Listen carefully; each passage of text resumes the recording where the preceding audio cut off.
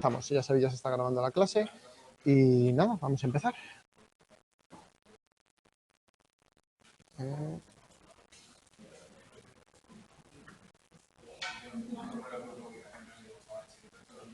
Vamos a ver. Si no me equivoco, nos quedamos en aquí, eso es, estamos hablando de la fisiología, esto ya lo vimos y empezamos en la siguiente diapositiva.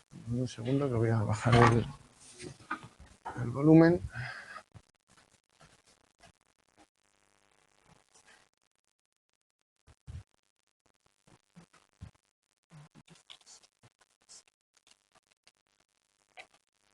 Bueno, chicos, pues buenas tardes a todos, por cierto, que no he dicho nada.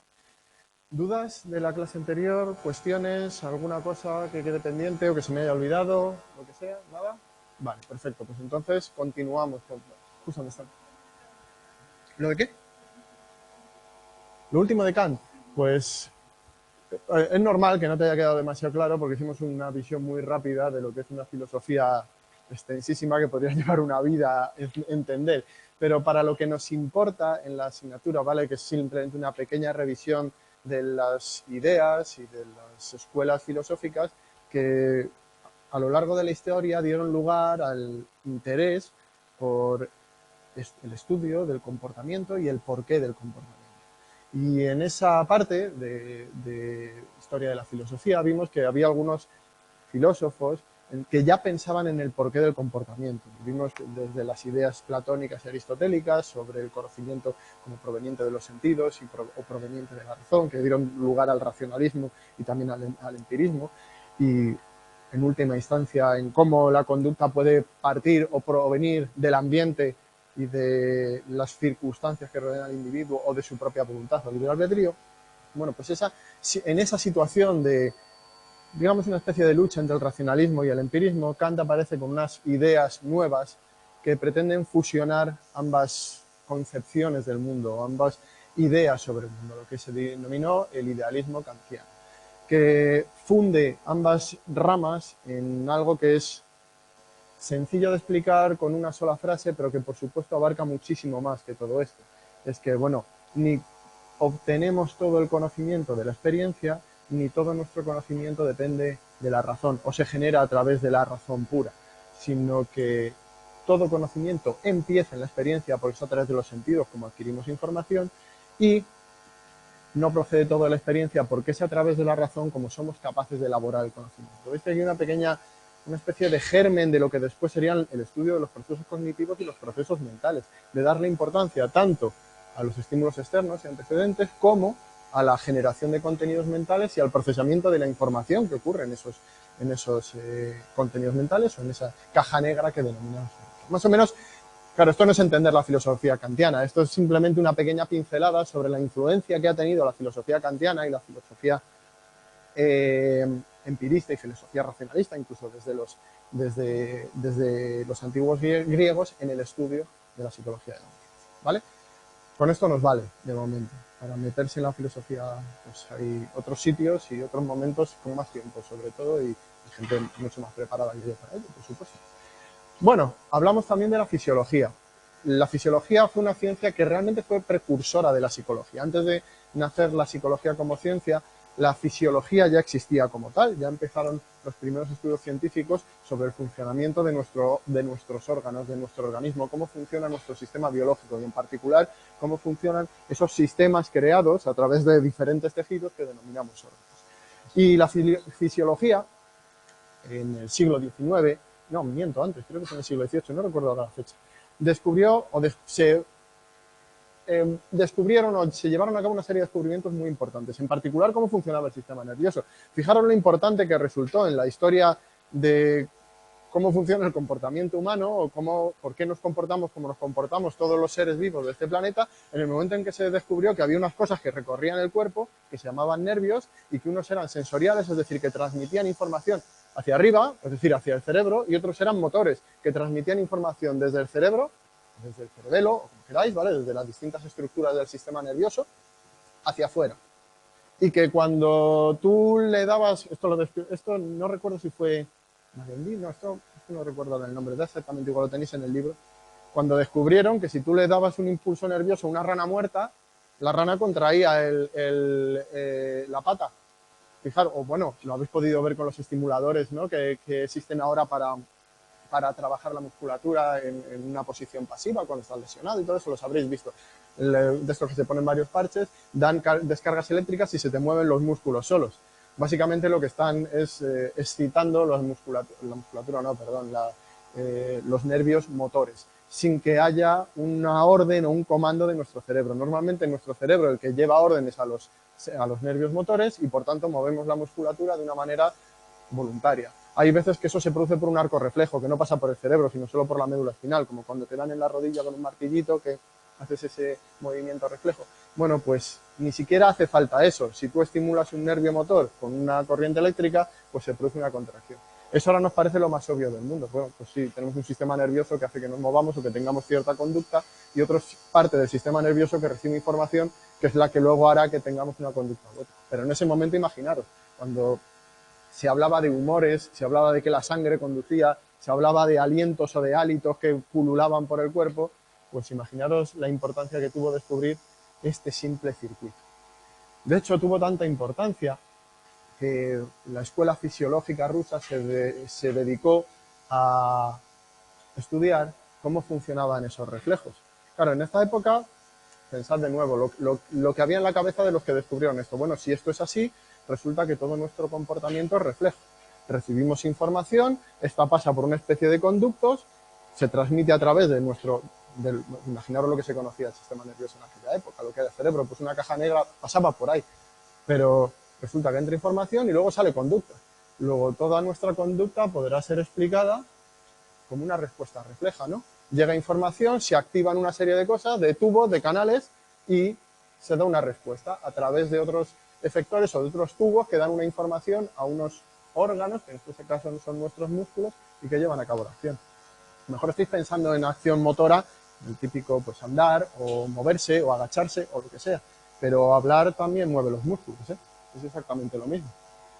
Son una serie de músculos que emiten sonidos pues, a través del bloqueo y el desbloqueo de la expulsión de aire a través de la faringe y de la nariz. También. Pues es parcialmente involuntario. Si tú quieres dejar de respirar, puedes dejar de respirar, pero solo un tiempo. Porque si te pretendes matar a ti mismo intentando dejar de respirar, no puedes terminar respirando. Es decir, tiene un control autónomo, pero tienes cierto control voluntario sobre esa actividad. Tú puedes parar los músculos respiratorios, pero solo un tiempo. Después se vuelve a activar el sistema automático y sigues respirando, te guste o no te guste. Por ejemplo, no tenemos control sobre el corazón, que es otro músculo, pero no tenemos control sobre él, es un control autónomo. En el siguiente tema vamos a ver qué partes tenemos, o sobre qué partes tenemos control y qué partes del sistema nervioso se encargan del control de cada una de las funciones. Pues lo vamos a ver igual muy por encima porque tenéis asignaturas dedicadas a ello, pero sí que es interesante para que veáis uno de los aspectos específicos de la motivación. Bueno, pues Sechenov pensó que toda la actividad humana era fruto de una conducta refleja. Recibías información y de manera automática se producía una conducta. Y Pavlov, que seguramente os suene mucho y que vamos a ver a lo largo de los siguientes temas, lo vais a ver también en el segundo cuatrimestre, los que os hayáis matriculado en aprendizaje y lo veréis con mucho más detenimiento, pues se dedicó no de manera no de manera voluntaria, sino casi por una casualidad, a estudiar este tipo de reflejos. Él, os voy adelantando algo porque es una historia bastante curiosa.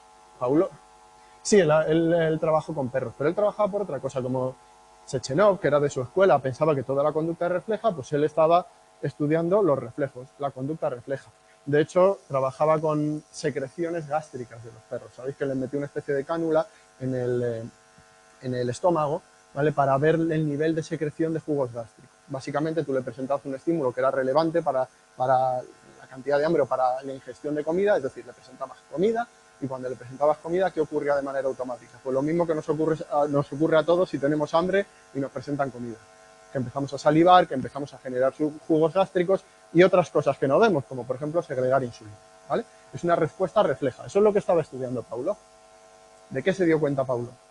Y que cambió su manera de investigar, cambió su objeto de estudio y también valió para que luego le diesen el premio Nobel, por cierto.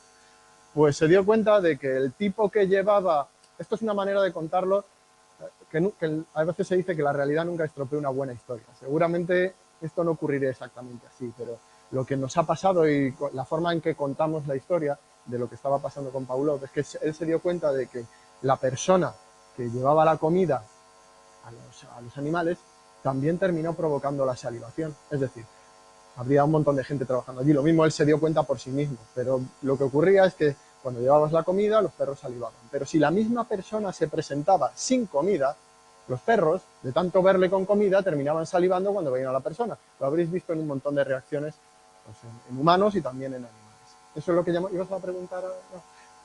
Eso es lo que él llamó reflejos condicionados. Es decir, que esa conducta humana que Sechenov pensaba que era refleja y por tanto automática y por tanto involuntaria, podía ser modificada a través de la asociación de unos estímulos con otros. Si tú asociabas la persona o una persona concreta a la comida, una reacción o una conducta que inicialmente se daba en presencia de comida, ahora se da en presencia de la persona. Esto es lo que después se conocerá como comida, estímulo incondicionado, y persona, en este caso, estímulo condicionado. Es decir, como el condicionamiento clásico que ahora conocemos y que es uno de los tipos de aprendizaje asociativo pues más famosos, junto con el condicionamiento operante, y que ya veremos un poquito más adelante. Fijaros el cambio que produce esto y el avance significativo y muy importante que produce en la comprensión de la manera en que los seres vivos se comportan o por qué actúan de esa manera en el medio. El comprender que es el sistema nervioso y que hay una serie de mecanismos que permiten modificar la conducta, modificar lo que hasta ese momento se pensaba que era una cuestión mecánica o automática. Bueno, aquí os pongo 3 fotos porque quiero que veáis a uno de los pioneros de la psicología. Aquí ya estamos hablando de psicología, ¿vale? Este tipo es William James y es uno de los primeros psicólogos que se formó con Wilhelm Wundt y que después, bueno, él era norteamericano y fundó su propia escuela norteamericana de psicología, quizás una de las primeras junto con la escuela europea de Wilhelm Wundt, quizás no, una de las primeras, uno de los primeros mentalismos, y él ya hablaba de psicología de la motivación, aunque él no lo supiese, aunque no le diese ese nombre, no le diese el nombre de psicología de la motivación o motivación. Él hablaba de lo que nos lleva a actuar como un acto de voluntad. Él estaba interesado por los procesos mentales, esa escuela estaba interesada por los procesos mentales, por los actos de conciencia, por la conciencia en sí misma. Por cierto, algo que está muy de actualidad otra vez, el estudio de la conciencia. Bueno, pues para él la motivación partía de la voluntad del individuo, es decir, tomaba la acción como algo que parte de nuestra acción consciente y voluntaria. Básicamente esa era la concepción que tenía William James de la motivación. Y ya habla de 3 elementos, que en el siguiente capítulo vamos a ver algo parecido a esto, y veréis las diferentes características y elementos que influyen en el proceso de motivación. Una elección, ya estamos hablando de dirección, de hacia dónde se dirige la conducta. La toma de decisiones, es decir, si tienes varias alternativas, tienes que realizar decisiones, y esto es un acto de voluntad, es decir, un acto que ahora denominaríamos cognitivo en esa época, pues se llamaba así. Y por supuesto una cuestión de pensamiento, es decir, que ocurre dentro de nuestro cerebro. Fijaros que ya está anticipando las teorías cognitivas sobre la motivación y sobre la importancia del procesamiento de la información y de los procesos mentales. Aquí lo tenéis. También los funcionalistas se preocuparon por los procesos motivacionales. Recordar que la escuela funcionalista es la escuela psicológica que en este caso se preocupaba más que por la estructura de nuestros procesos mentales o más la estructura de nuestra mente y cuáles son los átomos de nuestro pensamiento, las entidades mínimas, se preocupaba mucho más por la función. ¿Para qué sirve lo que hacemos? ¿Para qué sirven nuestros procesos mentales? ¿Para qué sirve también la conducta? ¿Qué causa esa conducta y qué función adaptativa? Bueno, pues ellos, muy influidos por la corriente evolucionista que tiempo antes pues, había emergido y se había consolidado como una de las teorías más importantes científicas en aquel momento y también, por supuesto, ahora, quizás la que más apoyo empírico tiene de toda la historia de la ciencia, la teoría evolucionista. No hay un solo caso de algo que no apoye la teoría evolucionista. En los 100 y pico años o 200 años no ha habido ni una sola cosa, ni un solo caso de falsación de la teoría de la evolución. Si alguno descubre alguno, será un hito increíble, porque nos hará replantearnos de nuevo todo lo que sabemos, pero de momento nadie ha sido capaz de refutar con un solo caso la teoría evolucionista. Bueno, No, una hipótesis es otra cosa totalmente diferente. Lo que pasa es que en el vocabulario normal se confunde lo que es una hipótesis y lo que es una teoría. Una hipótesis es una idea inicial de trabajo que uno pretende probar. Una teoría es un conjunto de conocimientos muy consolidado a través de la comprobación empírica. Ahora bien, si uno entra en qué es el conocimiento científico, entonces cuando uno se da cuenta de que el conocimiento científico nunca puede ser absoluto, sino simplemente una acumulación de conocimiento. ¿Por qué pensamos que vuelvo por ejemplo a lo que he dicho yo algunas veces sobre la teoría de la gravedad? ¿La teoría de la gravedad es una hipótesis o es una teoría? La teoría de la gravedad, de Newton, es una ley.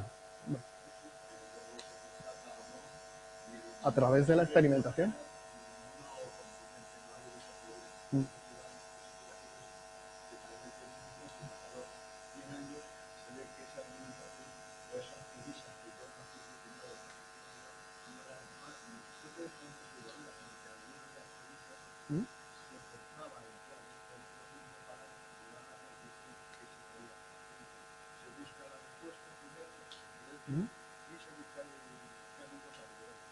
Bueno, eso sería un proceder poco científico. Pero a lo que me refiero en este momento es que ¿por qué a veces se le da más estatus a ciertas teorías en función de la cantidad de evidencia que tenemos sobre ellas, ¿no? Normalmente es lo que define lo que es una teoría. Damos por hecho que la teoría, bueno, en este caso no es ajustada. Aquí entraríamos en disquisiciones sobre qué es una teoría científica y sobre cuál es la naturaleza del conocimiento y si realmente lo que nosotros, los modelos que hacemos sobre la naturaleza son modelos verdaderos de la naturaleza o simplemente aproximaciones, que es lo que ocurre realmente, funcionales para lo que nosotros queremos, es decir, para predecir los fenómenos, para explicar y predecir los fenómenos.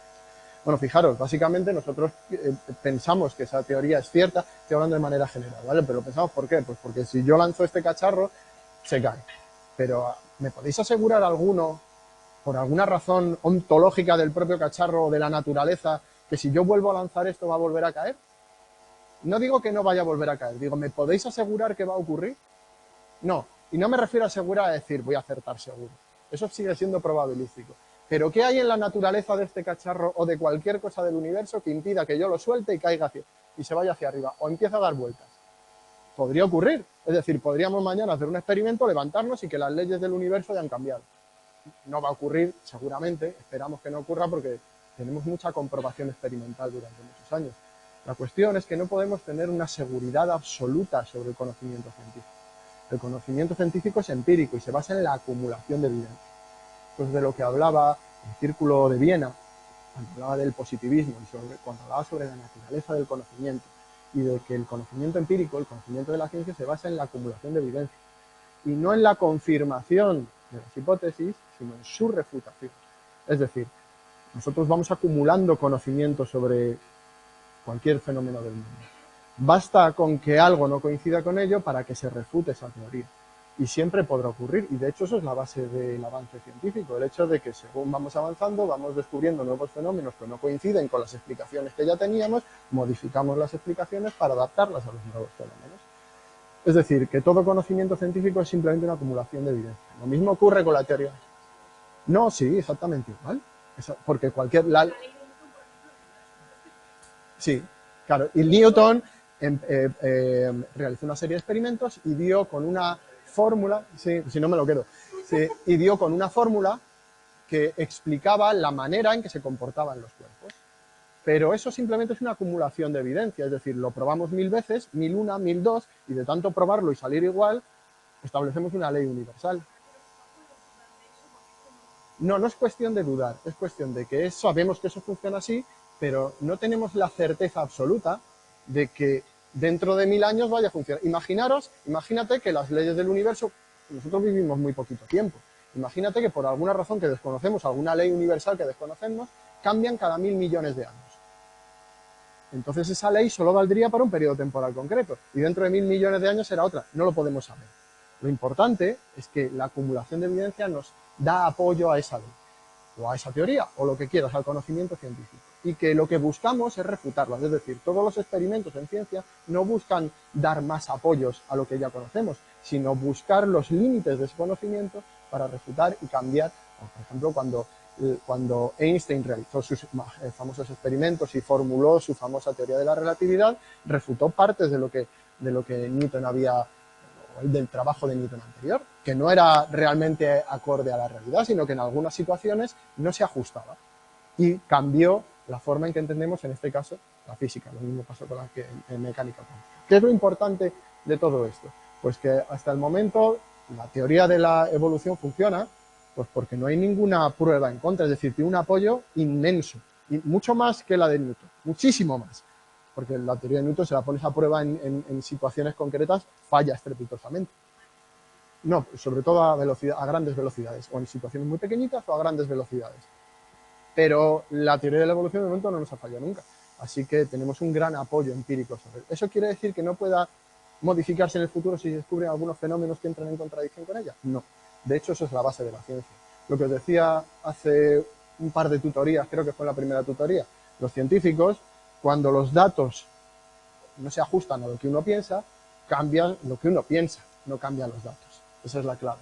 Si tú descubres cosas nuevas que no se ajustan a lo que tú predecías, lo que tienes que cambiar es lo que tú predices, no cambiar la realidad para que se ajuste a lo que tú predices. ¿Vale? Dejamos aquí el tema de filosofía de la ciencia. Os recomiendo un libro, siempre lo recomiendo todos los años, se llama La estructura de las revoluciones científicas, que es de Thomas Kuhn, ¿vale? Es un filósofo de la ciencia, ya rozando en la sociología de la ciencia más moderna, de Feyerabend, etcétera, etcétera. Pero es un libro básico para cualquiera que quiera entender un poco cómo funciona la ciencia, no solo como entidad así un poco abstracta, sino como disciplina humana y que por tanto está sujeta a las cuestiones humanas y bueno, a las cuestiones sociales y culturales. Y veréis que es bastante interesante y amuebla un poco la cabeza en torno a cómo funciona la adquisición de conocimiento. La estructura de las revoluciones científicas, de Thomas Kuhn. Ya tiene unos cuantos años el libro, si no recuerdo mal, 50 o 60, no recuerdo, qué malo soy yo para las fechas, madre mía. Menos mal que no tengo que aprenderme ya tantas. Bueno, aquí tenéis a William James. ¿Os acordáis que el primer día os dije que se parecía a James Moriarty? ¿Os acordáis? ¿Habéis visto la peli de Sherlock Holmes de Guy Ritchie? ¿No la habéis visto? ¿Ninguno? ¿Habéis visto esa película? Pues buenísima verla. Bueno, pues este es el actor que hace de profesor Moriarty, que también sale en otras películas, reconoceréis que era clavado a él. Yo creo que son la misma persona resucitada. Y como esta gente siempre parece muy seria y siempre parecían señores tremendamente importantes y que, bueno, que estaban en otro plano astral, pues aquí tenéis una foto de William James de joven, que es pues bastante más gracioso y, bueno, pues un tipo bastante curioso. Típico de Estados Unidos de principios del siglo XX, ¿verdad? Finales del XVIII, principios del siglo XX. Sí, ¿verdad? A Jesse James, más que otra cosa. Bueno, por cierto, si me olvidaba de decir, los funcionalistas y ese énfasis en la adaptación y en el concepto de función adaptativa de la conducta, es decir, ¿por qué actuamos? Pues para adaptarnos al ambiente y sobrevivir. Crearon un concepto que es el de impulso o instinto.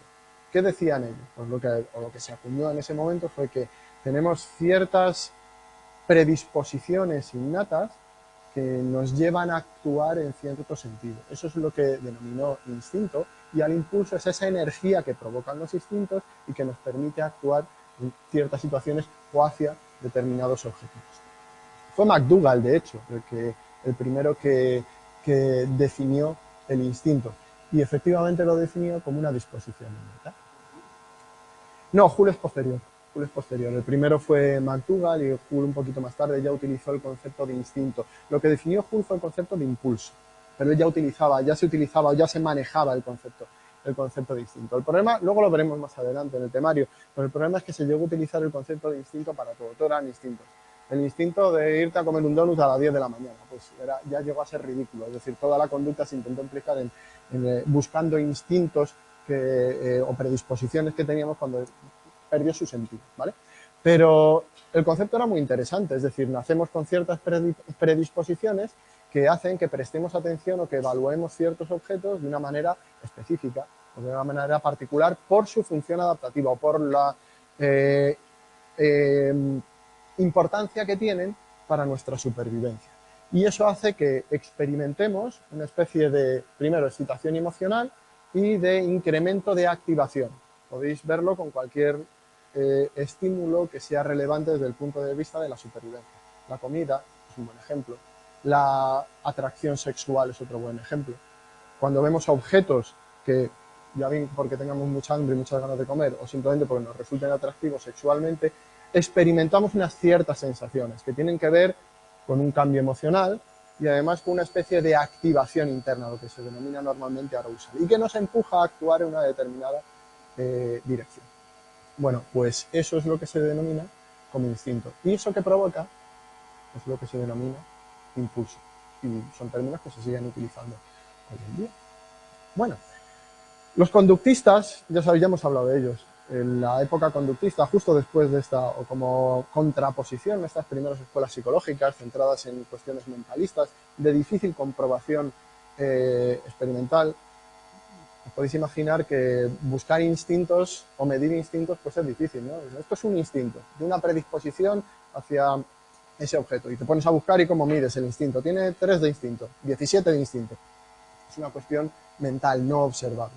Los conductistas rechazaron esos conceptos mentalistas de instinto, incluso de, no te diría del impulso, porque eso se puede medir de manera conductual. De hecho, algunos conductistas como Hull fueron los que reforzaron ese concepto. Pero sí rechazan todos los conceptos mentalistas y transforman esos conceptos en algo que sí pueda ser observable, que sí que se pueda medir, y crean el concepto de incentivo.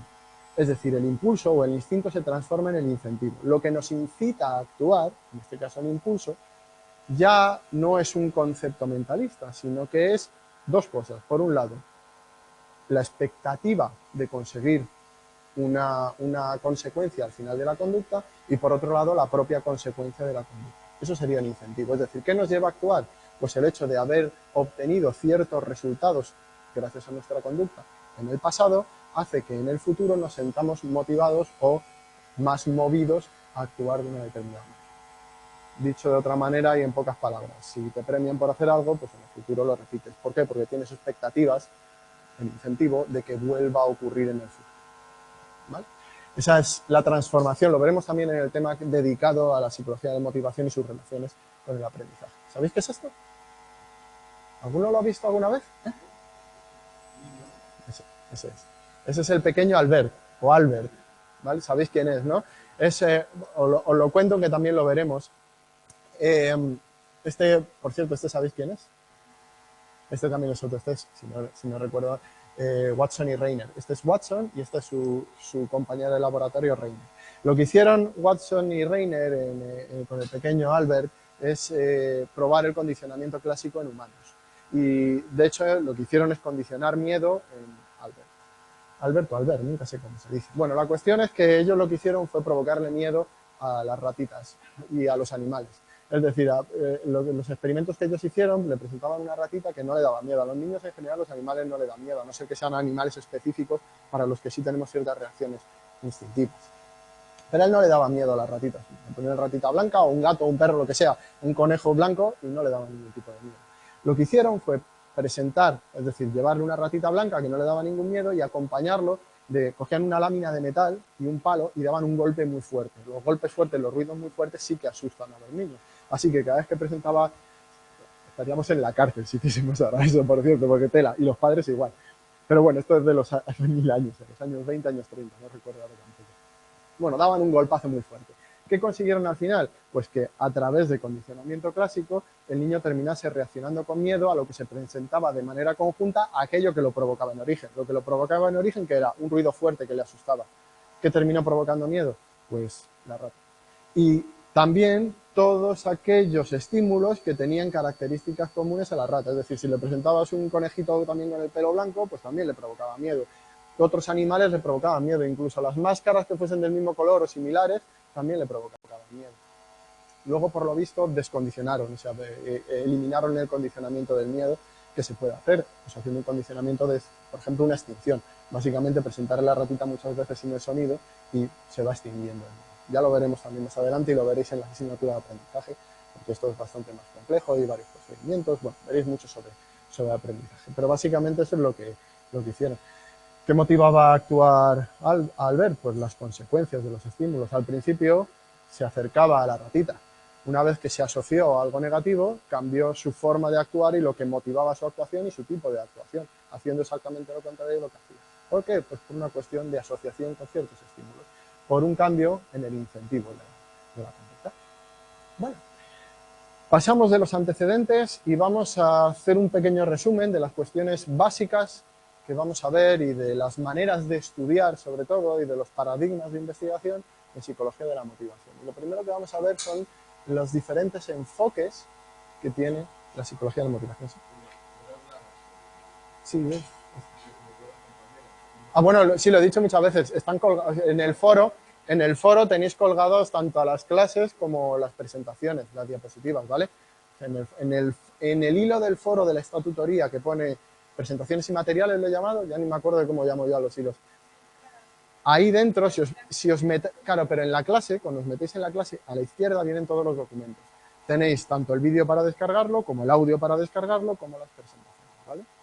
Si queréis hacer fotos de todas maneras, no pasa nada. Pero, sí, pero sobre todo, vamos, que lo tenéis ahí.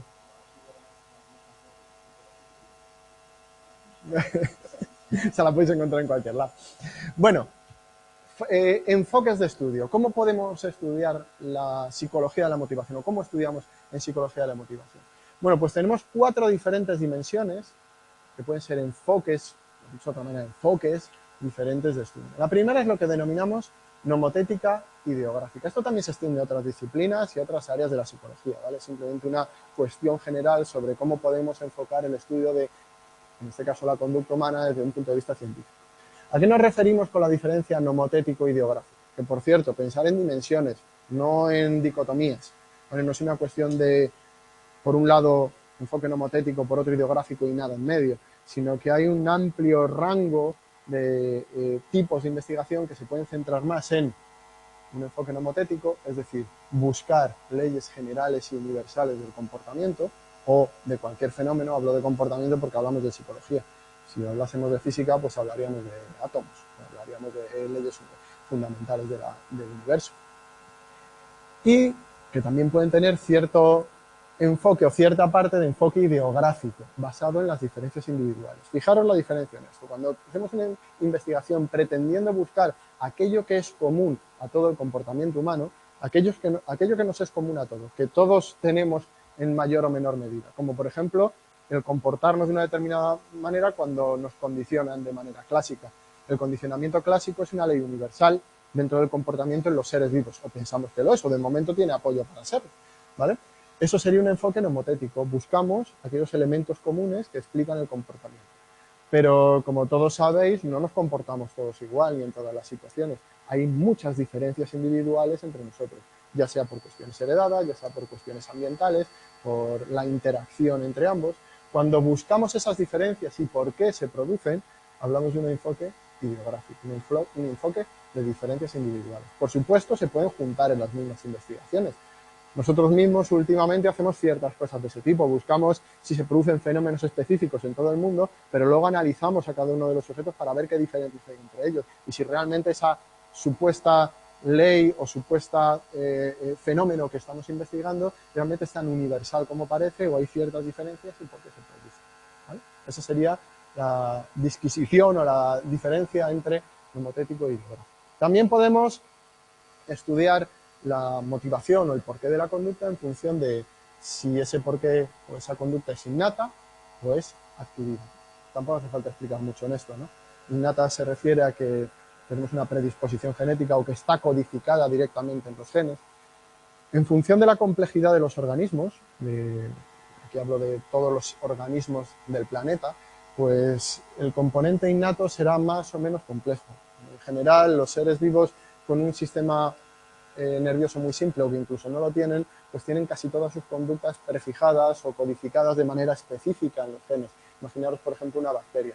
Pues casi todas sus reacciones, o por no decir todas sus reacciones, son reacciones codificadas genéticamente que hacen que actúe de una determinada manera cuando es expuesto a una determinada estimulación. Sin embargo, en seres más complejos, es decir, que tienen un sistema nervioso más complejo, entre ellos los humanos, esas predisposiciones innatas o esas cuestiones innatas ya no son o ya no determinan la conducta de una manera tan directa, sino que suelen ser predisposiciones. Por ejemplo, no tenemos un gen que codifique si somos más extrovertidos o menos extrovertidos. Podrían ser un montón de genes que a su vez están influidos por en nuestro ambiente cultural y social, por la manera en que hemos aprendido, y que además lo único que hacen es predisponer a una cierta manera de actuar. Es como, por ejemplo, la altura. Pues no tenemos un gen que nos diga cuánto vamos a medir. Hay una cierta predisposición a crecer más o menos, a ser más alto o menos, que dependerá pues, de los genes de tus progenitores, pero además depende de la alimentación que has tenido, de la sociedad en la que has vivido y su situación, en este caso, por ejemplo, de salud pública, de otras muchas cuestiones. ¿Vale? Así que, y por supuesto, de una combinación de muchos genes y de su expresión. Si has estado expuesto a radiación de pequeño, yo qué sé, 1.000.000 de cosas, ¿vale? Bueno, pues esa es la diferencia entre innato y adquirido, que por supuesto es la otra parte que estoy comentando y que se refiere a aquello que no está codificado en los genes, sino que tiene que ver con la manera en que interactuamos con nuestro entorno, interactuamos con nuestro contexto. En tercer lugar, la dimensión interna o externa. ¿De dónde provienen las causas de nuestro comportamiento? Provienen de nuestro interior, es decir, necesidades fisiológicas, procesamiento de la información, ahora vamos a ver algunos de ellos, o proceden del exterior, de nuestro entorno, de la influencia social, de los estímulos que nos rodean, de lo que ha ocurrido en el pasado cuando nos hemos comportado de determinada manera y qué hemos obtenido como resultado. También lo vamos a ver. Sí. Sí, a ver, una cosa que no he dicho y que es muy importante, no toméis todo esto como algo que es separado, que no interacciona entre cada una de estas dimensiones. Todo esto está mezclado realmente en la investigación. Es decir, cuando investigamos algo sobre psicología de la motivación, en este caso, o cualquier otra rama de la psicología, todas estas dimensiones están presentes de alguna u otra manera y de hecho están bastante relacionadas, porque en la dimensión innata y adquirida encontraremos que algunas de esas cuestiones innatas pueden ser internas o están más relacionadas con que sean internas, cuestiones internas. ¿Por qué? Porque están codificadas en los genes, pero también tendrán influencias adquiridas, porque la manera, por ejemplo, que tengamos hambre es una cuestión innata. Nadie aprende cómo comer, todo el mundo sabe cómo comer, pero cómo tu conducta de comer va a depender mucho de situaciones que son externas, no solamente de tus ganas de comer, que es interno. Si estás en una reunión muy importante y te entra hambre, no vas a coger, vas a salir o vas a devorar lo primero que veas ahí, seguramente te esperes. Aunque, ¿qué dice tu predisposición innata? Pues que comas. Así que hay una gran interacción entre cada una de estas dimensiones. No penséis que son compartimentos estancos. Tomarlo siempre como continuos y como cosas que interaccionan entre sí. Cada una de esas dimensiones explica parte de la conducta, pero no toda. Necesitamos todas para poder explicar. ¿Sí? Sí, por supuesto que se tocan. Por eso es una dimensión, no una dicotomía. Si fuese una dicotomía no se tocarían, o estás en una o estás en otra. Pero si es una dimensión, hay un conjunto de valores entre medias. Igual que, por ejemplo, volviendo a la altura. No tenemos personas bajas y altas, tenemos una gradación de personas con diferentes alturas. Luego, si dicotomizamos, pues lo podemos hacer nosotros si queremos, pero siempre hay una gradación. Por eso es una dimensión. Por eso esto son dimensiones. ¿Vale? Y por último, la dimensión mecanicista o cognitiva, que depende de cómo interpretemos o estudiemos las causas de la conducta. En este caso, los mecanicistas, que estarían más relacionados con la psicología del aprendizaje, y los conductistas, pues piensan que el control de la conducta es automático, es decir, que podemos estudiar la conducta y el porqué de la conducta atendiendo a los estímulos antecedentes y a las consecuencias de la conducta, sin ver qué ocurre en medio. Los cognitivistas, es la visión dominante de la psicología desde hace pues, unos 60 años aproximadamente, pues piensan que entre esas dos letritas, estímulo-respuesta, hay algo interno que ya hemos explicado, la O de organismo, y que tendría que ver con nuestro procesamiento de la información y con los procesos cognitivos. Esa sería una visión cognitiva.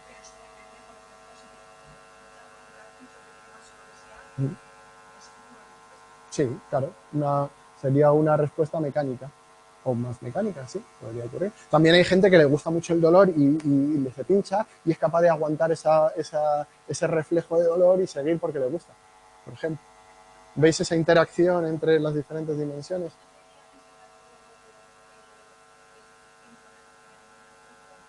A ver, no penséis en esos términos, de esto sería estímulo, organismo, respuesta o no. Lo que pasa es que son dos tipos de explicaciones diferentes.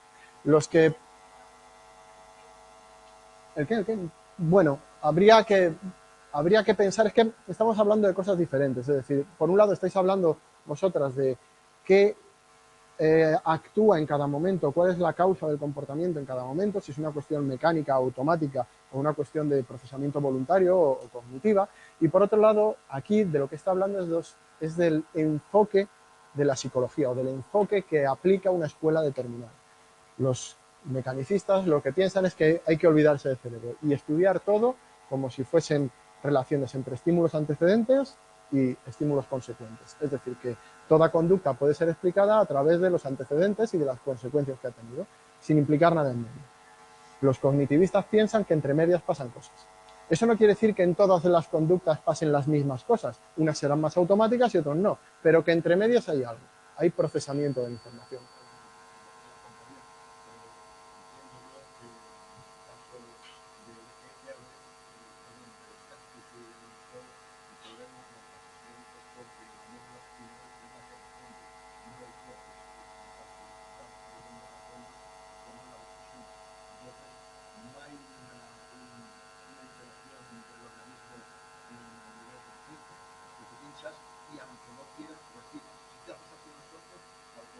Sí, esa es la razón fisiológica. Claro, la cuestión es que para los mecanicistas ninguna conducta implicaría o intentaría ser explicada a través de lo que ocurre dentro. Es decir, para un mecanicista o para un conductista radical no le importa, eso que has dicho de la médula espinal le importa a tres narices. Es lo que le importa es que hay un estímulo, un antecedente y una consecuencia. Y lo explica a través de los estímulos visibles. Eso es. Y sin embargo, el cognitivista sí le importa lo que ocurre dentro. De hecho, también le importa el sustrato fisiológico, que en este caso sería la médula espinal o las diferentes regiones, ya sea del córtex o que sean subcorticales, que regulen o que determinen la conducta. ¿Vale? Sí, dime.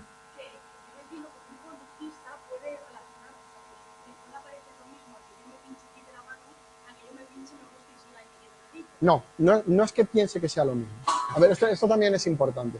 Pensad que lo veremos también en el apartado, en el tema de aprendizaje, pero bueno, vamos explicando algunas cosas.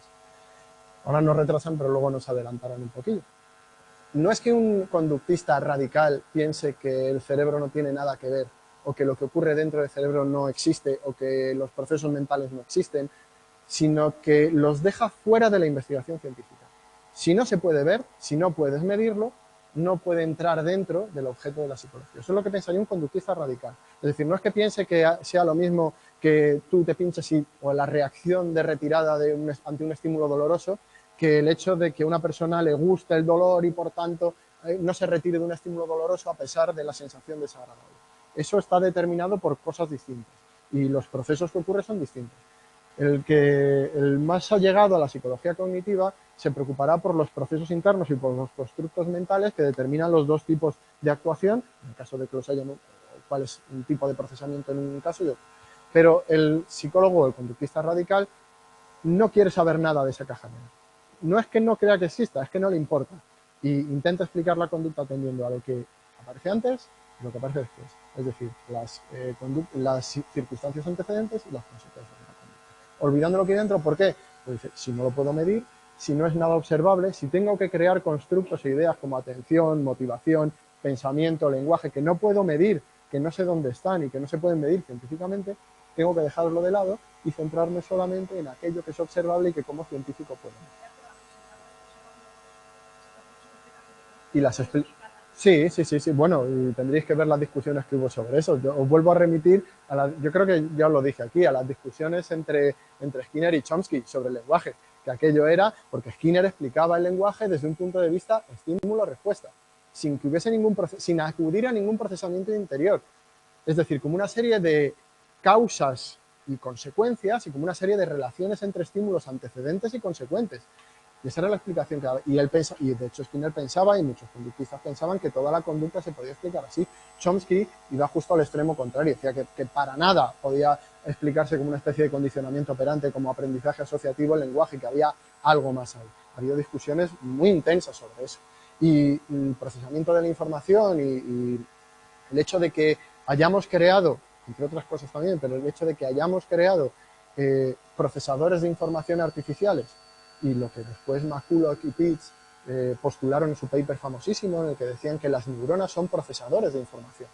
Nos dio una herramienta medible, observable y un modelo para explicar la conducta e incluir los procesos mentales. Es decir, podemos hacer científico eso, pero los conductistas radicales se oponían a eso. Es simplemente una diferente visión de cómo explicar las cosas, no que sean iguales todas las conductas, ¿vale?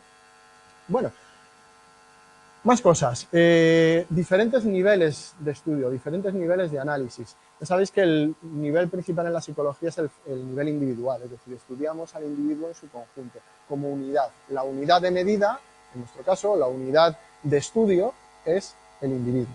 Pero podemos estudiar la conducta a otros diferentes niveles, que seguramente tendrán más que ver con las neurociencias o tendrán que ver más con la sociología o con la psicología social, o más con la filosofía de la ciencia o con la filosofía en general. En el nivel fisiológico, ¿qué estudiamos? Pues los sustratos físicos de nuestra conducta.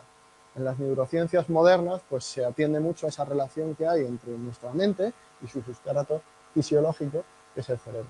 ¿Qué es lo que pensamos que causa muchas de nuestras conductas? ¿O qué hay detrás de nuestra conducta? Pues el sistema nervioso. ¿Por qué actuamos de una determinada manera o qué nos impulsa a actuar? Bueno, pues desde el punto de vista fisiológico, algo hay en nuestro cuerpo, en este caso el sistema nervioso, que nos impele, que nos lleva a actuar. Lo que estudian en este caso es cómo el sustrato fisiológico determina nuestra conducta. Ya sabéis que las técnicas más habituales pues, son las lesionales en animales, es decir, lesionar ciertas partes del sistema nervioso para ver qué cambia en la conducta, electrofisiológicas, o medir la actividad cerebral o del sistema nervioso autónomo, el sistema nervioso periférico, y también las modernas técnicas de neuroimagen, resonancia magnética funcional, escáneres, etcétera, etcétera, para ver cómo se implican cada zona del cerebro o cada zona de nuestro sistema nervioso en ciertos comportamientos. Sí, claro. ¿Sí? No como investigación. Bueno, a ver, sí, claro que tiene que ver. Vamos a ver. Las lobotomías se hacían por una razón, y era por el hecho de que se pensaba que una zona del cerebro, en este caso el córtex prefrontal, modificaba o si se lesionaba o tenía una función determinada y que por tanto si se lesionaba ocurrían una serie de fenómenos. En un principio se hacía con toda la buena intención del mundo. Cuando no se conocía demasiado bien la función de todas las áreas cerebrales ni cómo estaban implicadas en la conducta, no es que ahora se conozca muy bien, se conoce un poquito más, ¿vale? Pero en ese momento se pensaba o se llamaban a los lóbulos frontales, se le llamaba órganos silentes o lóbulos silentes, porque se pensaba que no tenía ninguna información, o sea, ninguna función. Tú le arrancabas la mitad de la cabeza a la persona de aquí para adelante y seguía funcionando más o menos igual. O sea, no te creas que había una diferencia muy grande al principio. Después empezabas a ver cosas, ¿vale? Pero le pasabas un test de inteligencia y lo mismo te daba igual, y no había diferencia. Lo que sí se dieron cuenta es que cuando eso pasaba, las personas se volvían mucho menos activas y muy dóciles y no tenían casi actividad voluntaria. Entonces, las personas que tenían trastornos mentales muy graves, que estaban muy agitadas, pues a un doctor que no, era Mengele, ¿no? Que, no recuerdo, no, Mengele es el nazi. ¿Cómo se llamaba el doctor de la ¿os acordáis? El doctor, el primero que realizó una lobotomía, es muy famoso. Es que no recuerdo, el próximo día os lo digo, qué malo soy yo para los nombres. Bueno, en cualquier caso, lo que se le ocurrió es, si esta zona cuando se lesiona no tiene prácticamente ningún efecto, no daña a la persona, pero sí vemos que cuando se lesiona se tranquiliza mucho y su vida es mucho más pausada y tranquila, pues lo lesionamos a través de un punzón por debajo, por encima del ojo, por aquí, por eso se llama lobotomía prefrontal o suborbital. Se le da, ¡pam!, se lesionan las fibras que conectan la corteza prefrontal con el resto de áreas y ya está. Y solucionamos la vida o mejoramos la calidad de vida de mucha gente. En Shutter Island, si lo habéis visto, sale que al final le hacen una lobotomía prefrontal. ¿El qué? No me acuerdo el nombre, pero sí. Sí, pues Walter Freeman, dices el que hizo la lobotomía, pues puede ser, es que no tengo ahora mismo el dato exacto, pero puede ser. Lo miraré, me comprometo a mirarlo para el próximo día. Pero sí, será, seguro. ¿Qué os decía? Ah, sí, en Shutter Island sale esto. Y lo que pasa es que, evidentemente, con el mayor conocimiento que fuimos adquiriendo, pues que los núcleos frontales son esenciales, entre otras cosas, para conformar tu personalidad, para ser capaz de realizar planes a largo plazo, para estructurar estrategias, cosas que no pueden ser muy evidentes a simple vista, pero que, claro, cuando luego a ese señor le devuelves a la vida real, pues es incapaz de hacer nada por sí mismo.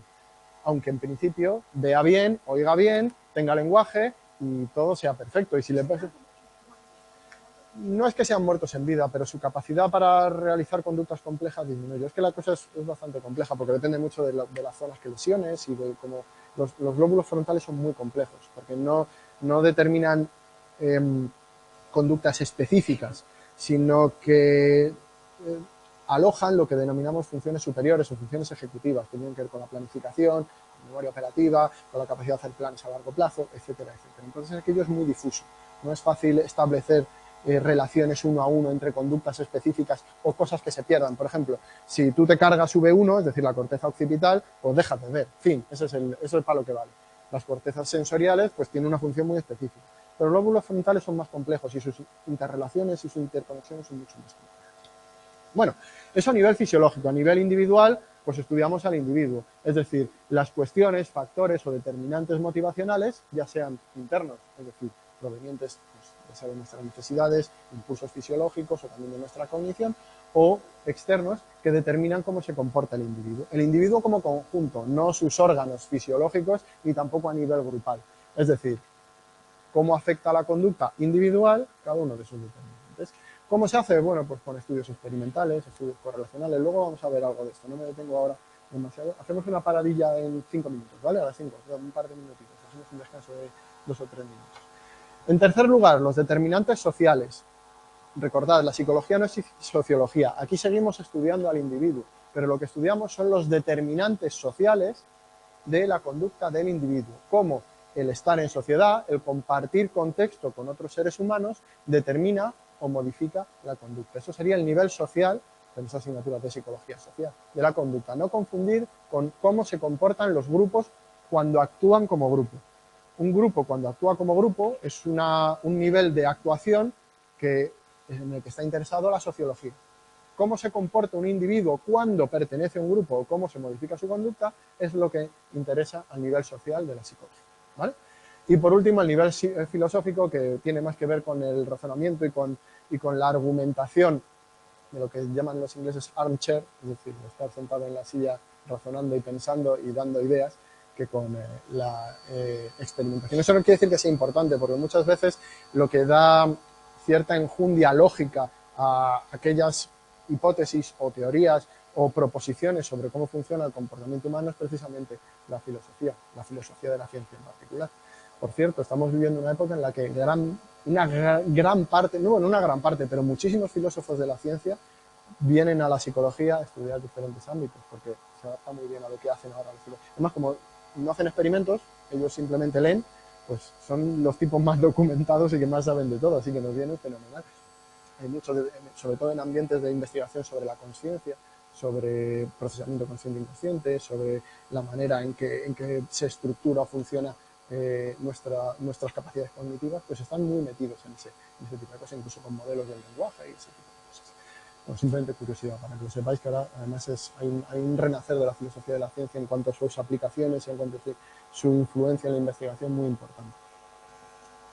Bueno, ¿cómo investigamos en psicología? Aquí ya hablamos algo. Tenemos 3 estrategias básicas. La estrategia experimental, la estrategia correlacional y la estrategia cualitativa. Cada uno tiene sus pros y sus contras. En la estrategia experimental, pues seguimos el método científico tal y como ha sido siempre. Formulamos una serie de hipótesis sobre cómo creemos que funciona un fenómeno concreto, diseñamos un experimento para probarla, en el que manipulamos una serie de variables, tomamos medidas y que serían nuestras medidas o nuestras variables dependientes, e interpretamos de manera causal qué es lo que ocurre. Vamos a ver ahora un ejemplo, ¿vale? De hecho, lo voy a poner ya y luego volvemos al método correcto.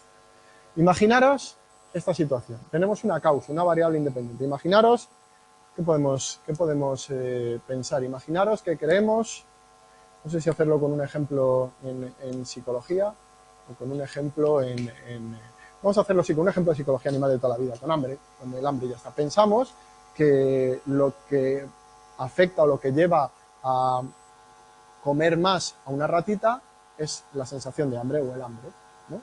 Así que lo que podemos hacer para saber si eso realmente ocurre, ¿qué es? Pues buscar una variable independiente. ¿Cuál es la causa de que alguien coma más? El hambre, ¿no? Así que podremos manipular nuestra variable independiente, que será el nivel de hambre, ¿no? Dejamos de dar de comer, bueno, pues ya tenemos nuestra variable independiente. Dos grupos de ratitas, una que come y otra que no come.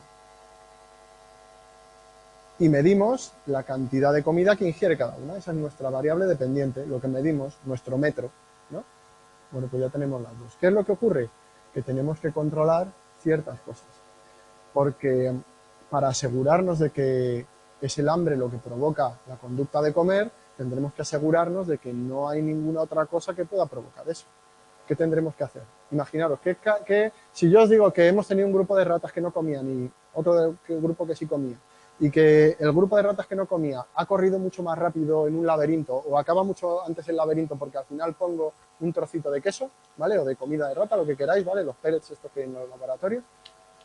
La interpretación más lógica sería, porque ha estado sin comer, tiene más hambre, está más motivada para llegar al final del corredor para poder comer. Bueno, pero hay explicaciones alternativas, ¿no? Yo no he dicho nada más, pero os he dicho si hay diferencias de edad entre las ratas que puedan explicar eso. A lo mejor las ratas que dejo sin comer son más jóvenes y corren más. Eso hay que controlarlo. Las ratas tienen que tener la misma edad y el mismo nivel físico. Hemos medido la activación basal de esas ratas. A lo mejor resulta que ha dado la casualidad que en el grupo que he elegido de ratas sin comer no solo es que tengan hambre, es que están atacadas todas y tienen un nivel de actividad mucho mayor. Eso hay que controlarlo. Es decir, tenemos que controlar las diferentes variables extrañas para que, en última instancia, la única variable que pueda explicar el efecto que yo encuentro sea la variable independiente. Lo importante en una investigación experimental es el control, hacer un buen diseño para que la única explicación, por lo menos casi la única explicación posible con un alto nivel de confiabilidad, sea la que yo pretendo. Y, aparte del diseño y del control experimental, que la variable independiente anteceda a la causa. Y eso quiere decir que yo pueda manipular la variable independiente. Es decir, que no esté dada ya, que las ratas no sean las que vengan con hambre, sino que yo pueda manipular el hambre de la rata. Si cualquiera de estas circunstancias no se da, y sobre todo, si la variable independiente no antecede a la variable dependiente, lo que tenemos es un estudio correlacional, en el que dos variables o más variables varían de manera conjunta, pero una no antecede a la otra. ¿Cuál es la limitación de eso? Pues que no podemos establecer relaciones causales. Si no manipulamos las variables, no podemos decir que una sea causa de la otra. Vamos a ir para adelante y os pongo un ejemplo, ¿vale? Un ejemplo bastante interesante. Aquí tenéis pequeñas. Vale. Aquí tenéis un ejemplo. Correlaciones entre variables famosas. Podéis encontrar mil en Google. Películas de Nicolas Cage y muerte por ahogamiento. Hay una correlación de 0,8. Cuando estudiéis todo esto sabréis que el índice de correlación de Pearson va de -1 a 1, indicando los valores mayores que 0 y cercanos a 1, que hay una relación perfecta o casi perfecta o muy grande entre las variables. Es decir, que a mayor nivel de uno, mayor nivel de otro. ¿Qué quiere decir esto? Una correlación de 0,8 entre número de películas estrenadas por Nicolas Cage en un año y muertes por ahogamiento. Pues que hay una correlación casi perfecta entre cuántas películas estrena Nicolas Cage en ese año y el número de muertos por ahogamiento en ese año. Cuantas más películas estrena, más mueren ahogados. Tiene todo el sentido del mundo, pero la realidad es que el pobre Nicolas Cage bastante tiene con lo suyo y no es culpable de que muera más gente ahogada cuando él estrena películas. La realidad es que una de dos, o esto simplemente es una coincidencia, o hay una tercera causa que haga que esto ocurra. Por ejemplo, hay una correlación muy famosa, la correlación que hay o la relación que existe entre el número de helados que se venden y el número de homicidios. A mayor nivel, mayor consumo de helados de un país, mayor número de homicidios. ¿Quiere decir esto que comer helados provoca que mates a la gente o aumenta el riesgo de que mates gente? Desde luego parece que no es la explicación más probable y sin embargo la relación es muy exacta. Este es el problema de no poder hacer estudios experimentales, que no sabemos qué causa qué o si hay una tercera variable que lo esté causando. Aquí lo más probable es que lo que sí está relacionado con la violencia y por tanto con el número de homicidios sea el calor.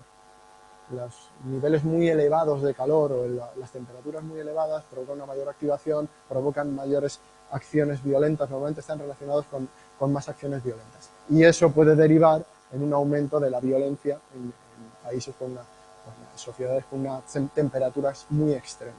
Eso puede ser lo que lo causa, pero desde luego no parece que sean los helados los culpables. Tenemos otros muchos, número de libros en casa y calificaciones escolares. ¿Creéis que simplemente meter libros en una habitación con un niño va a hacer que saquen mejores notas? Pues si no los leen.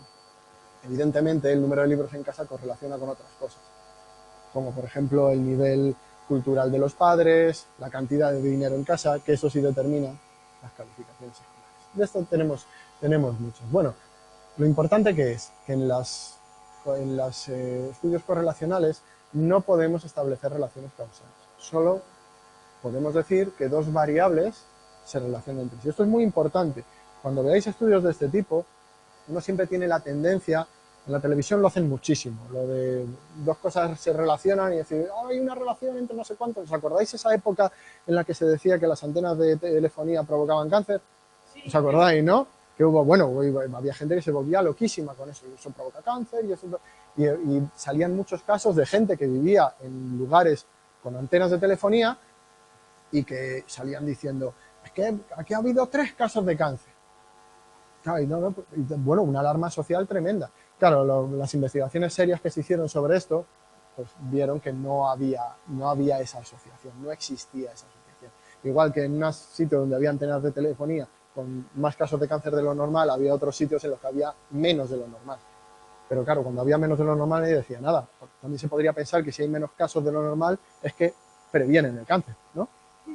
Claro, ni una cosa ni la otra, no había ninguna relación. ¿Cuál era el problema? Pues el problema era, primero, no haber hecho un estudio experimental y segundo, el pequeño tamaño de la muestra.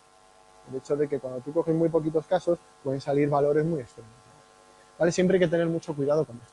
Y por último, un sistema o un método de investigación que tiene unas características bastante diferentes y que están aplicadas en otros contextos. Mientras que la investigación básica suele estar centrada en este tipo de paradigmas, la investigación clínica, la actuación del profesional de la psicología tiene más que ver con la investigación cualitativa. ¿Por qué? Porque ya no busca tanto las leyes universales que regulan la conducta o cómo funcionan de manera general. ¿Veis aquí también la relación entre la dimensión nomotética e ideográfica? Leyes generales y casos concretos y diferentes entre cada uno. Esta investigación cualitativa se basa en el estudio de una situación concreta. Como cuando te viene un paciente y tienes que analizar todas las variables específicas que afectan a su comportamiento, hacer un análisis funcional de su situación y de su conducta, ver cuáles son los antecedentes, cuáles son las cuestiones que mantienen la conducta y que para cada uno son distintas y que a partir de ahí haces una valoración cualitativa de cuál es el engranaje que mantiene las conductas, por ejemplo, patológicas de ese paciente, a través de análisis que son no numéricos y solamente descriptivos. ¿Qué quiere decir esto? Pues que solo valen para esa persona. No puedes extrapolarlo a todo el mundo, porque las circunstancias concretas de esas personas son las que son. No va a dar lugar a cuestiones universales, pero sí es muy útil para la práctica en un caso concreto. Normalmente podemos estudiar todas estas cosas en el laboratorio, más controlado, el estudio de campo, ya sabéis, en ambientes menos controlados, pero que hacen que sean más naturales y por tanto más generalizables. Sí.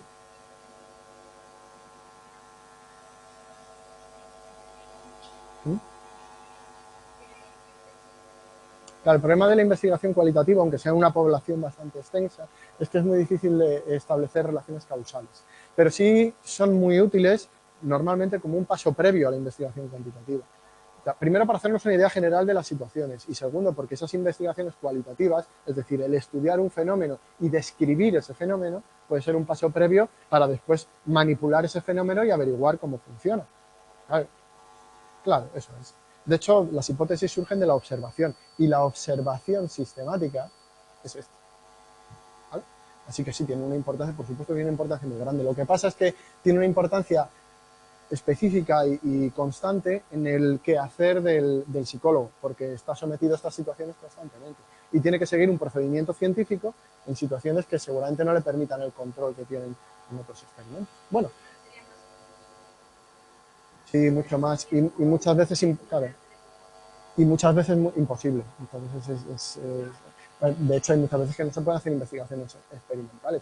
Por ejemplo, si uno cree que la conducta de una persona patológica está causada o tiene algo que ver cierta parte de la familia que hace determinados comportamientos, no puedes eliminar a la familia para ver si eso es verdad lo que lo está causando. Es difícil, es decir, normalmente tienes que ajustarte y describir la situación que tienes y hacer hipótesis sobre esa situación y sobre esa estructura, pero no puedes hacer todo lo que te dé la gana, porque no es ético en muchas situaciones, sobre todo en casos clínicos. Bueno, paramos 3 minutillos, ¿vale? Hasta ahí 10, 4 minutos. Y continuamos. De hecho, este tema ya lo hemos acabado, así que empezamos a después. Aquí tenéis un chiste de Nicolas Cage, que parece que está masticando grapas. Dejamos 3 minutillos de descanso, chicos, a los que estáis. ¿No se oye? ¿Me oís? Oye, ¿me oyes? ¿Me oís o no me oís? No me digáis que no me oís, que me dais un disgusto. ¿Me oís?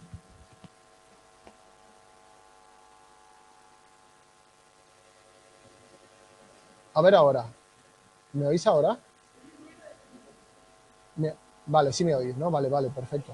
Me había asustado. A ver, mirad si los que oís ruido, si todos no oís ruido de fondo, ¿todos escucháis el ruido de fondo?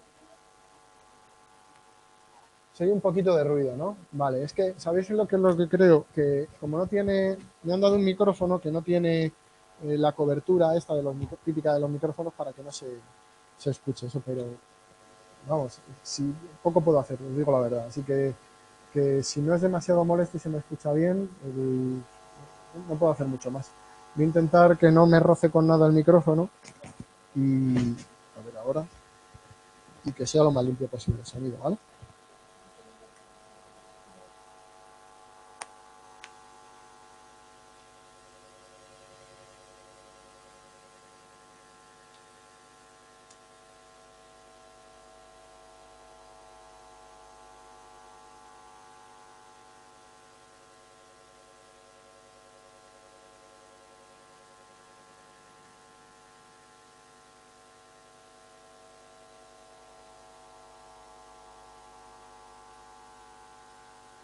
He apagado antes el micro, ¿vale?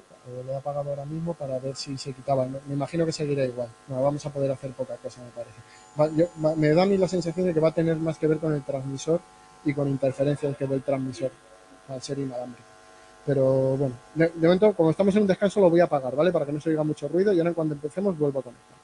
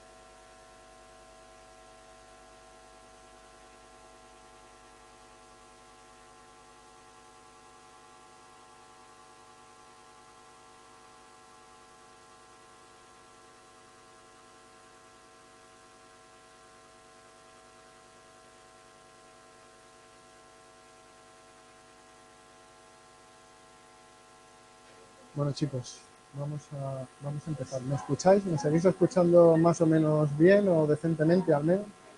Lo que se pueda. Decidme algo por el... Se sigue escuchando con el micro apagado, me habéis dicho, ¿no? Vale. Ah, pero es con el micro apagado también. Ahí ya sí que no puedo hacer nada. No sé por qué ocurrirá, pero si se escucha con el micro apagado, no sé qué puede ser. Bueno, mientras me escuchéis por lo menos, aunque sea un poco molesto. Thomas Kuhn, eso es, la estructura de las revoluciones científicas. Ese es, la estructura de las revoluciones científicas. Bueno, chicos, pues venga, vamos a continuar. Se oye con un artefacto. Es que no sé qué puede ser, no tengo ni idea de qué puede ser. Porque si se escuchaba también con el micro apagado, en fin. Bueno, vamos a seguir para adelante, por lo menos me podéis escuchar. A ver si la semana que viene podemos coger otro o volvemos al sistema del micro de mesa, aunque se escuche más bajito y lo solucionamos. Bueno, continuamos.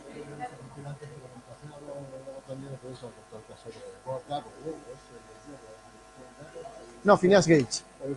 Phineas Gage. Ya lo contaremos más adelante. Va, que eso no era lobotomía, era más bien, bueno, era una lobotomía. Sí, fue un caso muy influyente. Lo que pasa es que lo vamos a ver más adelante, en otro tema. Entonces, por eso no lo he contado, porque ese ejemplo me lo reservo para más adelante. Pero sí, es un caso, uno de los casos más influyentes. Uno de los casos más influyentes, el de sí, no, claro. De hecho, esos casos, los casos patológicos, son uno de los casos más importantes en ciencia o una de las situaciones más importantes. Esos pacientes son oro para los científicos. Porque, bueno, cuando he trabajado con ellos, son personas súper solicitadas. Todos los que tienen algún tipo de lesión cerebral. De hecho, ya conocen a todos los de los centros de investigación porque se tiran allí todo el día. Porque siempre se les están pidiendo favores. Bueno, son conocidos porque son valiosísimos. Por lo mejor hay uno o dos en el mundo, no hay más. Y tenerlos, desde el punto de vista del conocimiento, es valiosísimo. De hecho, vamos, los tratan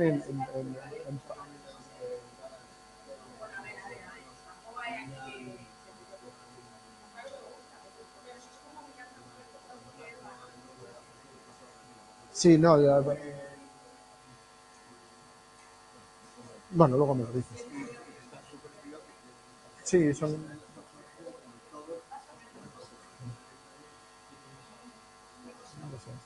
Bueno, chicos, seguimos, continuamos. Tema 3, capítulo 3. Vamos a hablar específicamente, chicos, vale, que si no me tengo que poner a gritar un montón. Específicamente del proceso motivacional. Hemos hablado de que la motivación no es una cuestión estática, no es algo que exista de manera estática en un estado concreto, sino que es un proceso que es extenso en el tiempo y que también está sujeto a modificaciones, tanto en el objetivo final o la conducta final, como en la intensidad de la propia motivación y en otras características. Y como es un proceso dinámico, vamos a estudiar las características de ese proceso dinámico, cuáles son sus principales componentes, cuáles son sus principales determinantes, qué factores afectan y cómo se lleva a cabo o cuál es la estructura de ese proceso. La estructura básica ya la conocéis porque la hemos puesto en el capítulo anterior. De hecho, hablamos, si no recuerdo mal, de este esquema. Y tenemos dos componentes fundamentales que vamos a ver ahora mismo. En primer lugar, el inicio de la conducta, que depende de la cantidad de energía o del impulso, o como lo queréis llamar, o de la necesidad, como queréis llamarlo, que lleva a la actuación. Y por otro lado, tenemos la dirección que toma la conducta. ¿Hacia dónde va nuestra conducta? Cuando vamos a realizar cualquier tipo de actuación o de conducta sobre el ambiente, solemos tener muchas opciones, múltiples opciones, como cuando vamos a ver algo en Netflix, que hay 1.000.000 de opciones y tienes que decidir, y como hay tantas no sabes por qué decidirte, porque todas son más o menos igual de buenas o igual de malas, y aquí yo al final no, termino en una indecisión tremenda. Bueno, pues eso es un ejemplo típico de proceso motivacional. Tú tienes muchas ganas de ver una serie, impulso o energía, pero tienes que decidir hacia dónde dirigir tu conducta. Y como tienes muchas opciones que todas tienen más o menos valores similares, algunas te gustan más o menos, pero más o menos están ahí, pues ¿qué ocurre? que no sabes hacia dónde dirigir tu conducta. Eso es un ejemplo típico de situación. Por eso, todo esto parece una chorrada de clase, pero fijaros que cuando uno se mete en Netflix encuentra algoritmos que buscan series por ti. Es decir, hay gente pensando en estas cosas y en el hecho de que si te ponen muchas opciones no vas a ser capaz de decidir y vas a terminar quitando Netflix. Sí, que es mucho mejor, Netflix o HBO o lo que sea, y que es mucho mejor dirigirte hacia unas pocas opciones muy marcadas o muy determinadas para que puedas llevar a cabo la conducta, que tenerte decidiendo entre alternativas más o menos equiparables durante infinidad de tiempo, que al final lleva además también una sensación de frustración y de ansiedad tremenda porque nunca llegas a finalizar y a obtener los objetivos de la conducta, que es la parte final del proceso motivacional, lo que nos lleva a hacer una cosa u otra y a obtener ciertos resultados. Si no obtienes el reforzamiento, si no obtienes la consecución o el objetivo de la conducta, pues se genera cierta frustración, cosa que veremos, por cierto, un poquito más adelante. Bueno, ¿qué es entonces la motivación? Pues es lo que denominaríamos algo compuesto, o lo que denominaríamos en este caso, perdón, una fuente de energía con una función directiva de la conducta. Es decir, es un proceso con dos componentes principales. La energía, que nos lleva a actuar, el nivel de activación y la función directiva o de dirección de la conducta. La cuestión es una única fuente de energía, es decir, es una energización igual para todas las conductas o es diferente.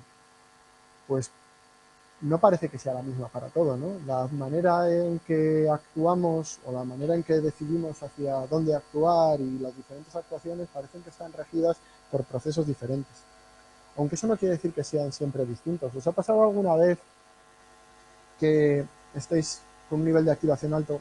Pues imaginaos que habéis tomado varios cafés, tenéis que estudiar mucho, tenéis que hacer alguna otra cosa, o trabajar un montón y habéis tomado muchos excitantes y os encontréis, o cualquier otra situación y veces que uno simplemente está nervioso. ¿Os ha pasado eso en una situación en la que no sabéis por qué estáis nerviosos, pero ese mismo estado de nerviosismo lleva a realizar un montón de conductas que no llevan a ninguna parte? Por ejemplo, levantarte y coger comida, sentarte, luego te vas a ver cosas, luego enciendes la tele, luego te vuelves a sentar, quizás abre la nevera otra vez, todo ese tipo de cosas. Fijaros, en ese caso hay una cierta activación inespecífica que, como no está seguida de un propósito, de una dirección, pues te lleva a querer actuar, a tener un impulso grande para actuar, pero no saber hacia dónde dirigir tu conducta. ¿Y qué haces? Pues la diriges hacia muchas situaciones. De hecho, eso es típico cuando uno está esperando algo normalmente, o cuando está en un impasse, está esperando a que finalice algo, por ejemplo, a que le llamen, o está haciendo algo de comida y está en el horno y no sabe qué hacer. Pues ese es el tipo de situación en que una activación inespecífica le lleva, en ausencia de dirección, pues a tener conducta un poco errática. Bueno, ¿cuáles son? Sí, dime. Sí, claro. ¿Cómo no va a ser motivación? Es decir, lo que origina la conducta. La motivación o la definición de motivación es el proceso, en este caso el constructo, que creemos que está detrás del origen de la conducta, el porqué de la conducta y el hacia dónde se dirige la conducta. Bueno, que haya cierta activación inespecífica es parte del proceso motivacional y que te lleva a hacer conducta. No es todo el proceso, simplemente esa primera parte de la que estaba hablando ahora, que es el aspecto cuantitativo, que es el nivel de activación, la intensidad en la movilización de la energía. Recordad que tenemos el concepto de energía aquí, no es el concepto de energía de la física, ¿vale? Es una forma de hablar de activación, arousal, etcétera, activación fisiológica. Sí. ¿Mm?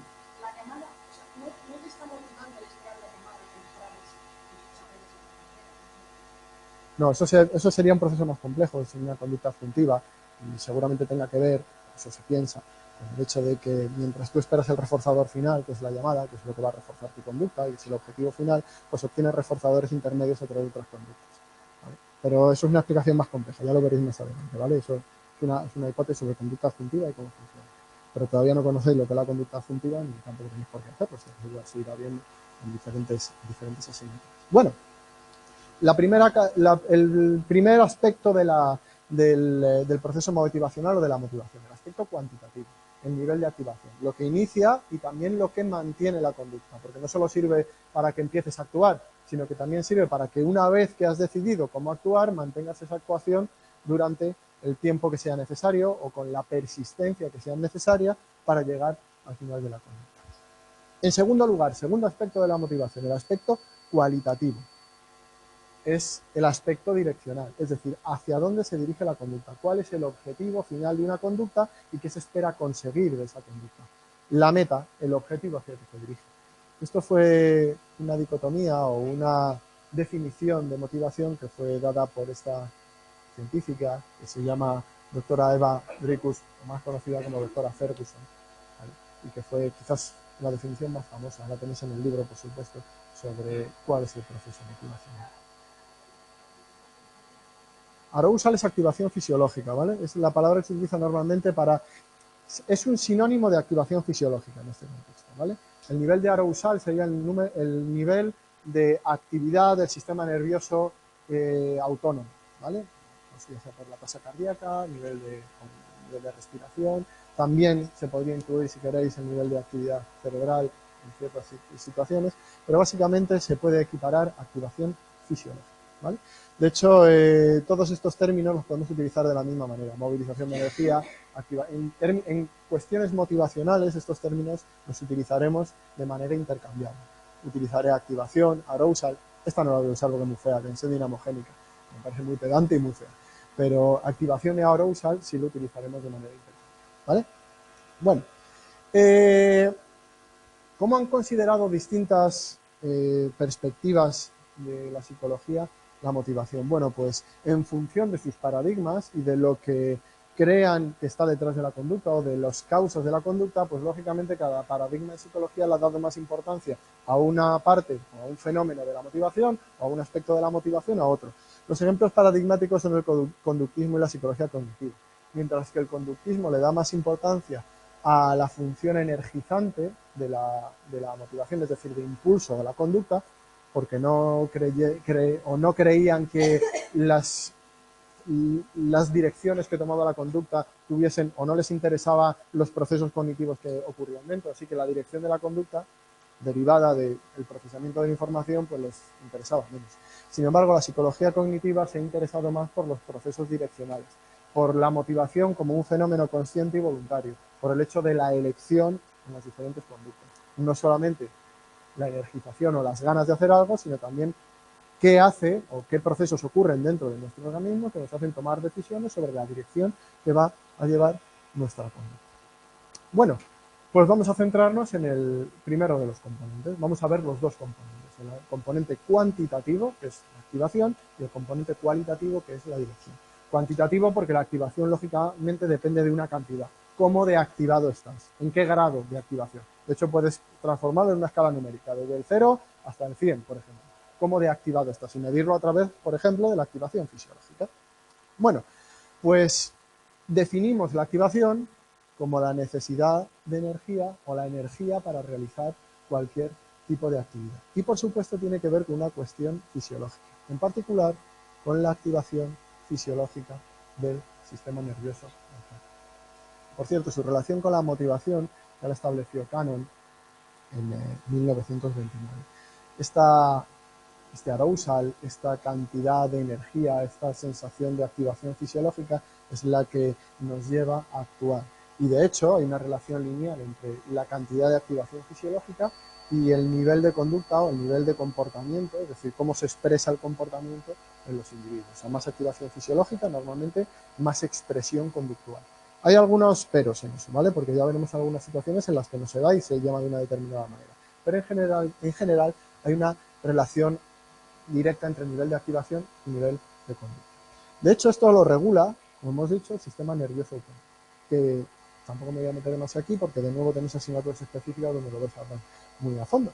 Pero el sistema nervioso autónomo tiene dos ramas, la rama simpática y la rama parasimpática, que simplificando mucho, aparte de controlar gran parte de las vísceras y de nuestros órganos de manera involuntaria, porque nosotros no tenemos control directo sobre el sistema nervioso autónomo. Ojo, control directo. No quiere decir que ciertas cosas que hacemos o ciertos inputs del entorno no puedan modificar la actividad, pero no lo hacen de manera consciente. Es decir, no podemos influir nosotros de manera consciente y voluntaria sobre el sistema nervioso simpático parasimpático, por lo menos en situaciones normales.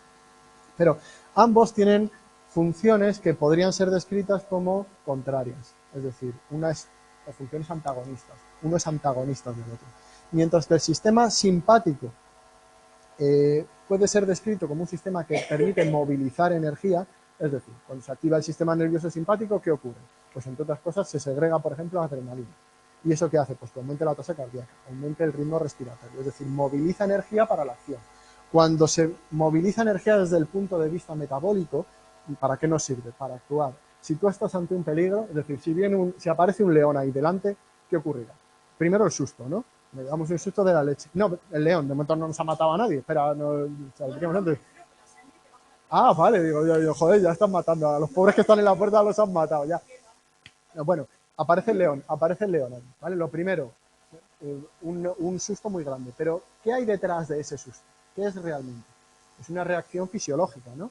Una reacción fisiológica, una descarga de adrenalina muy potente por las glándulas suprarrenales. ¿Y eso qué provoca? De momento esa sensación que tenemos, que parte de ella es por el aumento del ritmo respiratorio y el aumento de la tasa cardíaca.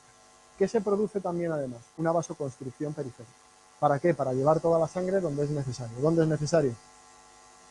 A los músculos, para salir corriendo. Y también a la cabeza para que no te dé un vaído y también para poder pensar cuál es la mejor estrategia. Y se eliminan todas las funciones periféricas que no son necesarias. Por ejemplo, ante esa situación lo primero que se hace es cortar el riego a las vísceras, al estómago y al intestino. Porque la digestión no es muy importante en esa situación, es mucho más importante que puedas correr. Así que se produce una redistribución de los recursos y una movilización de recursos para la acción.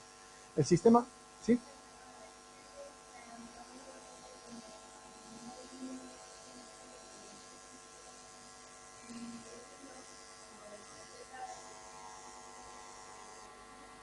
También nos ocurre a los humanos muchas veces, después de un estresor muy importante, si has comido y te pones muy nervioso, tiendes a vomitar porque no sigue el proceso digestivo. Sí, es una de esas situaciones. Básicamente lo primero que ocurre es que todos los sistemas que no son esenciales para la respuesta de huida o confrontación, es decir, cuando nos enfrentamos a una amenaza, ¿qué hacen todos los seres vivos, los animales en particular? Pues o huir o luchar. Esas son las dos respuestas, lucha y huida. Pues todo lo que no sea necesario para la lucha y huida, pues se minimiza lo más posible para movilizar toda la... No. Generalmente el sistema nervioso simpático moviliza recursos para la acción. ¿Qué hace el sistema nervioso parasimpático? Pues os digo todo lo contrario, pero tomarlo como una simplificación, ¿vale? Porque no siempre son contrarios o antagonistas. Hay funciones que son independientes, hay funciones que tienen matices, pero en general hace exactamente lo contrario. Desmoviliza recursos y promueve otro tipo de funciones fisiológicas que conservan energía y que de hecho también nos sirven para recuperar tejidos, etcétera. Por ejemplo, pues el que se segregue hormona de crecimiento o pues, mil funciones, o por ejemplo bajar la tasa cardíaca, ¿vale? Eso es lo que sería la función del sistema nervioso parasimpático. Podéis tomarlos como antagonistas. Cuando está muy activado el sistema nervioso simpático, está poco activado el parasimpático y se moviliza energía. Al revés, pues justo. ¿No? El simpático, pues normalmente ante situaciones, pues justo al contrario, también depende mucho de los momentos del día, de las situaciones, si no hay ningún estímulo o si estás cansado o si hay una falta de energía, pues se suele movilizar el sistema nervioso parasimpático. Por ejemplo, por las noches está muy movilizado el sistema nervioso parasimpático, que es cuando se producen procesos de recuperación y de crecimiento de tejidos y de restauración.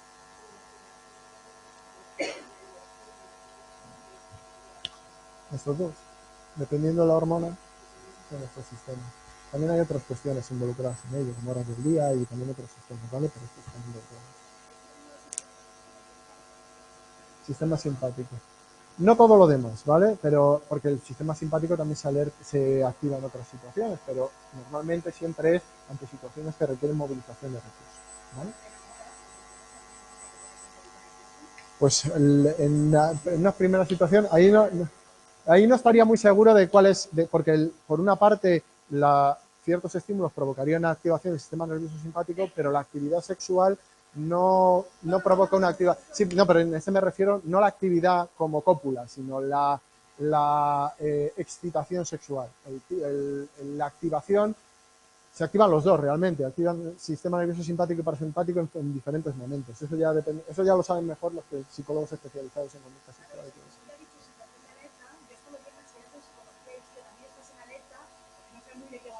Sí, es otra situación. Sí, al final es una movilización de energía. Todo lo que implique mayor nivel de conducta tomarlo como sistema simpático, ¿vale? También tener en cuenta que aquí estamos haciendo una pequeña simplificación de ello, que luego la realidad es mucho más compleja y nos encontramos con cientos de estímulos que interactúan y que dan lugar a interacciones entre estos sistemas y en la forma en que respondemos, que no depende solamente de cómo de activar este sistema nervioso parasimpático y simpático, ¿vale? Pero sí que regulan por lo menos un componente, que es la activación fisiológica, la reusal. Recordad que estamos hablando de activación fisiológica, no que toda la conducta, ¿no? Solamente el componente de activación. Bueno, aquí os he puesto un pequeño esquema para que lo tengáis sobre todo, ¿vale? En las diapositivas para recordaroslo de cuáles son las partes del sistema nervioso humano, sistema nervioso central y periférico, el sistema nervioso central formado por lo que denominamos encéfalo, que son una serie de estructuras que están en la cabeza, cerebro, cerebelo, bulbo raquídeo, y también médula espinal, y el sistema nervioso periférico. Esto sería el sistema nervioso central, sistema nervioso periférico, que se divide en dos, el somático, que controla los nervios craneales y el resto de nervios espinales, también, ¿vale? Y el sistema nervioso autónomo, que es el del que estábamos hablando. Son las dos ramas del sistema nervioso periférico. Porque os hagáis un croquis, ¿vale? Lo tenéis en otras asignaturas y aquí no vamos a verlo mucho más en profundidad, pero para que tengáis muy claro qué es y qué no es sistema nervioso simpático y parasimpático y cuáles son los componentes de cada uno. Por cierto, también dónde están las inervaciones. Fijaros que el sistema nervioso simpático tiene inervaciones a lo largo de todo el tronco de la médula espinal, mientras que el sistema nervioso parasimpático solo los tiene en la parte superior e inferior de la médula, coincidiendo con el bulbo raquídeo y con la terminación de la médula espinal. ¿Sí? ¿Mm?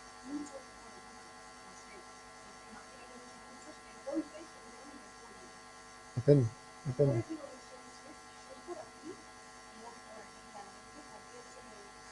Es que las lesiones en todas las paraplegias, las lesiones dependen de la altura del golpe. Es decir, no los que se dan un golpe en el cuello, o mejor que el golpe.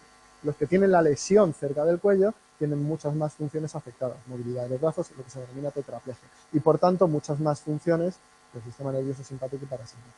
Cuanto más baja sea la lesión, menos funciones afectadas, ¿vale? Porque más se salvan, es decir, todo lo que se desconecte del cerebro y de la parte superior del sistema nervioso, pues queda inutilizado, ¿vale? O no todo, porque hay cosas que sí que se pueden mantener, pero... ¿El qué? No, esto no es izquierda-derecha, ¿vale? Esto simplemente... Es que no cabía todo en el mismo lado, entonces lo han puesto en un lado de la figura. Pues depende también de la altura de la lesión. También depende de la altura de la lesión. Pero normalmente el control, por ejemplo, de la orina, pues aunque sea muy baja la lesión, también lo afecta. Pero depende, ya os digo, depende también de cómo se haya producido el golpe, de que esté lesionado, si está seccionada completamente o no completamente. Es que pueden ocurrir muchas cosas. En una lesión que no sea completa pueden ocurrir ciertas déficits que no ocurren en otras. Es un mundo muy complejo. Mucho, depende, pero sobre todo la principal variable es la altura de la lesión, ¿vale? Y si es una sección completa de la médula. Bueno, ¿cómo medimos la actividad fisiológica? Porque estamos hablando aquí de arousal, el componente de activación. Pues tenemos varias medidas, luego vamos a verlo. Pero una de las más importantes es con el polígrafo. ¿Sabéis lo que es un polígrafo? ¿Habéis oído hablar de él? Lo habéis oído, ¿no? El famoso detector de mentiras. En la facultad de psicología, en vuestra facultad de psicología, que está en Ciudad Universitaria, al lado de Derecho, por cierto, queréis ir a visitarla, siempre podéis ir allí. O si habéis, lo mismo, sí, está en el campus de Ciudad Universitaria, que están 3 universidades, está Politécnica, está Complutense y está... Bueno, pues ahí tenéis un ejemplo de polígrafo antiguo. Hay un pequeño museo en el pasillo que hay según entras, en la planta baja. Y hay un polígrafo de los grandes antiguos, de los que iban con papel. Se ha utilizado como detector de mentiras, pero lógicamente no es el principal uso que se le da ni en investigación ni en psicología. Básicamente se utiliza para medir la actividad fisiológica. Ciertas teorías y ciertas personas o enfoques decían que se podía saber si una persona mentía a través de esa actividad fisiológica y de cómo se reaccionaba ante preguntas o ante respuestas que eran verdad o no. Eso no es muy fiable, ¿vale? Es una cosa que hay mucho debate sobre ello y no es especialmente fiable. O sea, no creáis que eso... Puede haber signos en el polígrafo, en la activación fisiológica, que puedan indicar que puede haberlo. Pero de ahí a que eso sea fiable o que uno pueda saber cuando una persona está mintiendo diciendo la verdad a través del polígrafo, ahí va un mundo, ¿vale? Los polígrafos, por supuesto, se han utilizado para 1000 cosas más, porque básicamente lo que mides es la actividad cardíaca, la conductividad de la piel, las reacciones pupilares, puedes medir un millón de cosas que sirven para otras cosas diferentes. Y ahora pues son así, sí. No, el biofeedback se refiere a un proceso, ¿vale? El hecho de que ver tu actividad fisiológica o tu actividad neuronal puede inducir cambios en esa propia actividad. Eso sería biofeedback, es decir, modificar tu actividad fisiológica o tu activación fisiológica a través de la visualización de los propios estados. Conectar, por ejemplo, un electroencefalograma, hacerte saber cuando ciertas señales indican una mayor o menor activación y ser capaz de modificarlas a través de la visualización. Entonces, más o menos, no soy un especialista en biofeedback, pero más o menos puede ir a las cosas, ¿vale? El polígrafo simplemente sería una herramienta de investigación para medir la actividad fisiológica. ¿Que se puede utilizar para hacer biofeedback? Sí. Es decir, tú puedes mostrar la frecuencia cardíaca y ver si realmente a través de la visualización la persona puede modificar su frecuencia cardíaca de una manera semi-voluntaria, pues viendo sus reacciones o el comportamiento de su frecuencia cardíaca. Pero normalmente se utiliza para otras cosas. Ahora los polígrafos pues son así, un ordenador portátil y pones sensores, pues todos los que quieras, los que te dé la gana. También para la actividad muscular o para lo que tú quieras, ¿vale? Antes eran pues esas cajas enormes con un montón de papel, porque todo se hacía sobre, o se registraba todo sobre unas agujas de papel que iban indicando cosas. Pues ahora son mucho más. Pero no solo eso, o sea, no solo podemos utilizar el polígrafo que nos mide la actividad electrocardiográfica, la actividad electromiográfica, etcétera, etcétera, sino que tenemos otras maneras de medir la activación fisiológica. La primera es conductual, esto le encanta a los conductistas, bueno, y a todos los psicólogos, porque básicamente es nuestro principal modo de saber qué ocurre con la gente, la conducta específica de la gente, la conducta observable de la gente. ¿Cómo medimos la actividad fisiológica o cómo inferimos la actividad fisiológica interna de un organismo a través de su conducta? Pues a través de diferentes parámetros de su conducta. La amplitud de la conducta, cómo de intensa es. Amplitud se refiere a cómo de intensa es una conducta. No es lo mismo que una persona te esté hablando sosegadamente a que te esté hablando a gritos. Normalmente cuando te está hablando a gritos o muy rápido indica que está más nerviosa. Las personas que hablan o que en ese momento están hablando más lento, más bajo, suelen indicar un menor nivel de activación. Por supuesto hay otros determinantes, ¿vale? Pero es para que os hagáis una idea de cómo afecta la amplitud o la intensidad de la conducta a la actividad fisiológica, a la reusada, a la activación fisiológica. También con la frecuencia de la conducta. No es lo mismo que alguien vaya a la nevera una vez al día que vaya cada 5 minutos. Seguramente el nivel de activación fisiológica o el nivel de necesidad o de hambre sea mucho mayor, o de nervios, sea mucho mayor en la persona que va más a la nevera. Es decir, la frecuencia de la conducta también nos indica o es una señal de activación fisiológica. Y también la persistencia. Cómo de persistente es uno en esa conducta. Si uno le va a dar la chapa a otra persona durante mucho tiempo, seguramente estemos activados fisiológicamente. Es un ejemplo simplemente, ¿vale? Pero para que veáis que también se mide. Esto normalmente en animales es muy útil, porque en una persona, pues le preguntamos, básicamente. Le podemos preguntar o hacer otras cosas, pero en un animal, pues lo único que podemos ver es su conducta, así que tenemos que inferir que, ¿por qué una ratita está todo el rato pulsando una palanca? Pues seguramente porque esté más motivada para la palanca, para pulsar la palanca, que otra ratita. ¿Por qué? Porque a lo mejor le da más premio esa palanca, le da más comida, porque lo hemos decidido así en un experimento. Lo mismo si le pega más fuerte o le pega con más fuerza, ¿vale? Bueno.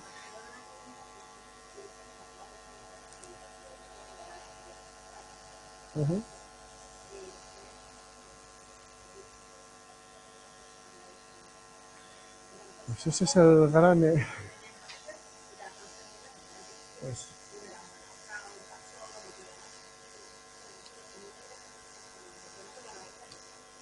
sí, hay cuestiones... No, claro, o sea, claro que hay cuestiones específicas. De todo animal que tenga sistema nervioso, pues en función de su complejidad tendrá diferencias individuales que también vayan en función de la complejidad de su sistema nervioso. Por supuesto que eso ocurre. Lo mismo hasta la rata es consciente y toda esa cosa, pero saber. Pero como no puedo hablar, no lo podemos saber, no le podemos preguntar, así que es muy difícil saber lo que ocurre. Así que en animales estamos más limitados a interpretar su comportamiento en términos de estímulo-respuesta, pero porque no nos pueden decir las cosas. Tenemos que inferirlo.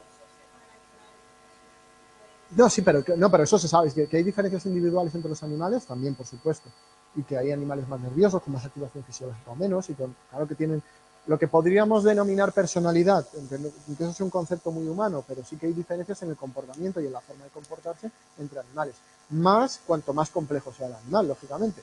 Si nos vamos hacia atrás y vamos a un gusano, pues seguramente las diferencias entre gusanos sean mucho menores en cuanto a personalidad que las diferencias entre primates, ¿vale? Y pues si vamos bajando, pues lo mismo, una gradación. Pero por supuesto, cuanto más complejo es el animal y más complejo es el sistema nervioso, más diferencias individuales entre ellos. Sí.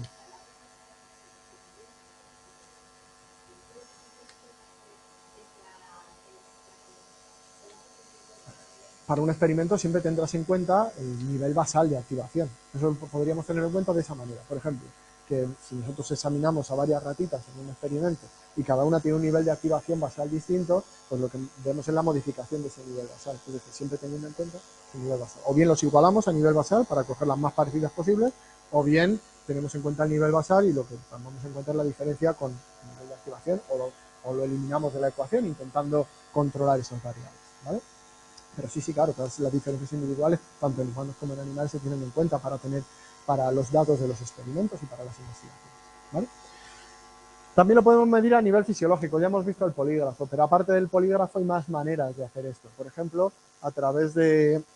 Bueno, realmente esto lo vamos a ver ahora más adelante, así que tampoco digo nada, pero el polígrafo podría hacer todas estas cosas y también podríamos añadir diferentes módulos al polígrafo, pues para, como pone aquí, medir la actividad muscular, medir la actividad cardíaca, medir la dilatación de la pupila, por ejemplo, que también es un indicador, por ejemplo, de carga cognitiva, de esfuerzo mental, la apertura de la pupila. Cuando hacemos tareas muy dificultosas, generalmente la pupila se agranda, así que también podemos medir a través de nivel de activación o nivel de carga. Y también, por supuesto, a nivel electrocortical, es decir, medir la actividad eléctrica del cerebro, que básicamente pues, lo hacemos con el electroencefalograma o con otras técnicas, en este caso no eléctricas, sino derivadas de la oxigenación de la sangre en el cerebro, complejas, por cierto, como es, por ejemplo, la resonancia magnética funcional. Así que tenemos varias maneras de analizar la activación o de ver de manera objetiva aquello que nos imaginamos o que hemos generado como un constructo, que es ese constructo de arousal o de activación o de instinto, de impulso, como lo queráis llamar. Sí, lo que pasa es que se suele utilizar menos, porque el TAC, igual que la MRI sin F, ¿vale? La MRI sin F es resonancia magnética, la resonancia magnética es estática, lo que se denomina resonancia magnética estructural. Nos sirve para tener una foto fija de cómo es la estructura del sistema nervioso. El TAC sería lo mismo. Hay otras técnicas asociadas al TAC, tomografía de emisión de positrones, etcétera, etcétera, que pueden dar también imágenes funcionales. Pero lo interesante para la investigación en procesos fisiológicos, psicológicos, procesos conductuales, es la funcionalidad, la función, es decir, la resonancia magnética funcional, que no nos da una imagen estática, sino que nos da una imagen en movimiento sobre qué áreas del cerebro están más activas, ¿vale? Si tú te haces un TAC o una resonancia, lo único que ves es una imagen, eso no nos dice nada de qué está activado o no, o de qué ocurre ahí. Pero si generas una serie de imágenes, como una especie de película, donde se ve cuál es la activación en cada sitio, en cada momento, sí que nos dice dónde hay mayor actividad o menor actividad. Por eso la resonancia, por eso la F delante de la MR, ¿vale? Si no sería Magnetic Resonance Image. Bueno, ¿qué más? Conducta activa, vale. Ah, bueno, sí, dime. Ah,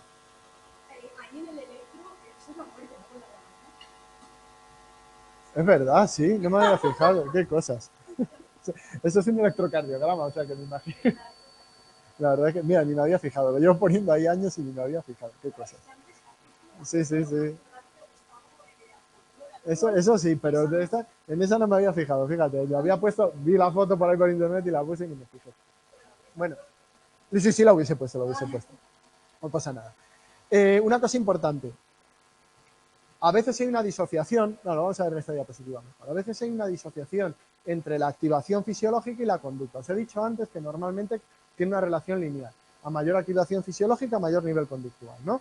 Bueno, pues eso no ocurre siempre. Hay situaciones en las que hay lo que se denomina un fraccionamiento direccional de la respuesta. Es decir, que no coincide la conducta con el nivel de activación. En muchas situaciones, incluso una gran activación no lleva a ningún tipo de conducta. Es decir, la conducta siempre nos dice que hay activación detrás. Eso siempre ocurre. Pero la ausencia de conducta no indica que no haya activación. ¿Habéis pensado alguna situación en la que estéis muy nerviosos pero no realicéis ninguna conducta? Normalmente cuando uno va al dentista o al médico, ¿no? Está ahí muy nervioso, lo que le pide el cuerpo es salir corriendo o ponerse nervioso o gritar o decir cosas, pero se queda ahí parado intentando. A los conejos les pasa mucho esto. ¿Sabéis, no? Lo de te has quedado como un conejo cuando le da las luces largas. ¿Habéis escuchado eso alguna vez? Que le pones, si tú vas por la carretera y se cruza un conejo y ves las luces, se queda tieso, se queda parado, se queda muerto de miedo, una gran activación, pero no hay conducta. Lo que parece es que el conejo está quieto, tranquilo, pero no está quieto, tranquilo, está atacado de los nervios, pero no hay ninguna conducta manifiesta. Eso es lo que se denomina fraccionamiento direccional de la respuesta, que quiere decir que hay una disociación entre la reacción fisiológica, que sería una gran activación, y la actividad conductual, que en este caso sería bajar la actividad conductual, que es no hacer nada.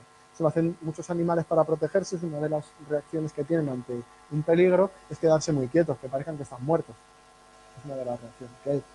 Por ejemplo, si no tienen posibilidad de huida o posibilidad de escape, pues es una de las reacciones que tienen. En ese caso hay un fraccionamiento direccional de la respuesta.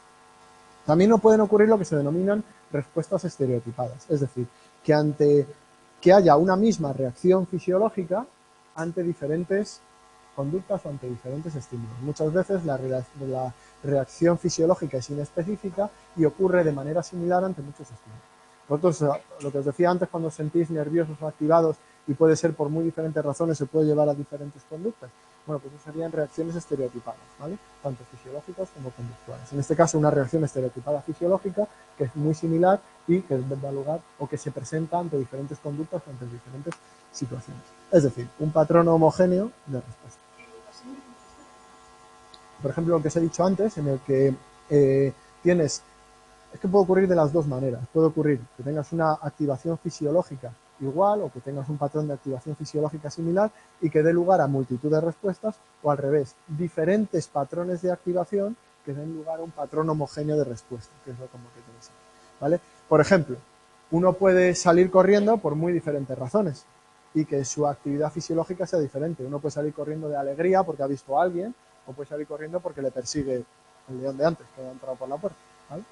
En este caso tendríamos una conducta igual, similar, pero con un patrón de activación fisiológica o una activación diferente.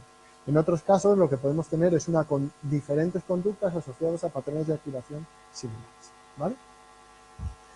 Pues seguimos. ¿Y qué hacemos con los humanos? Pues en los humanos podemos hacer todo lo que hemos visto antes, es decir, podemos investigar y analizar el nivel de activación y de arousal, tal y como hemos visto antes, que también se puede hacer en animales. Bueno, lo de ponerles electroencefalograma a los animales, pues eso se hace a veces, ¿eh? Se le ponen electrodos también, y de hecho incluso se pinchan neuronas individuales, se ponen electrodos directamente sobre el cerebro para ver la actividad, o sea que sí que se hace.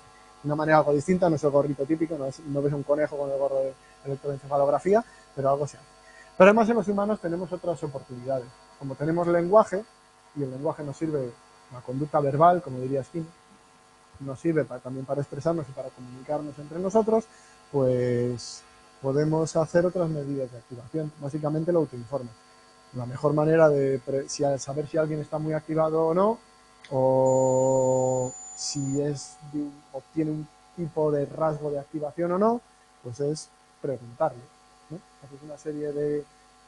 realizas un cuestionario, lo validas, que es muy importante, no vale preguntarle así de cualquier manera. No, en ciencia tienes que crear un cuestionario que sepas que pregunta exactamente lo que quieres y que luego tienes que validar con cientos o miles de personas para saber que todos están respondiendo y que esas respuestas se refieren o miden exactamente lo que tú quieres medir.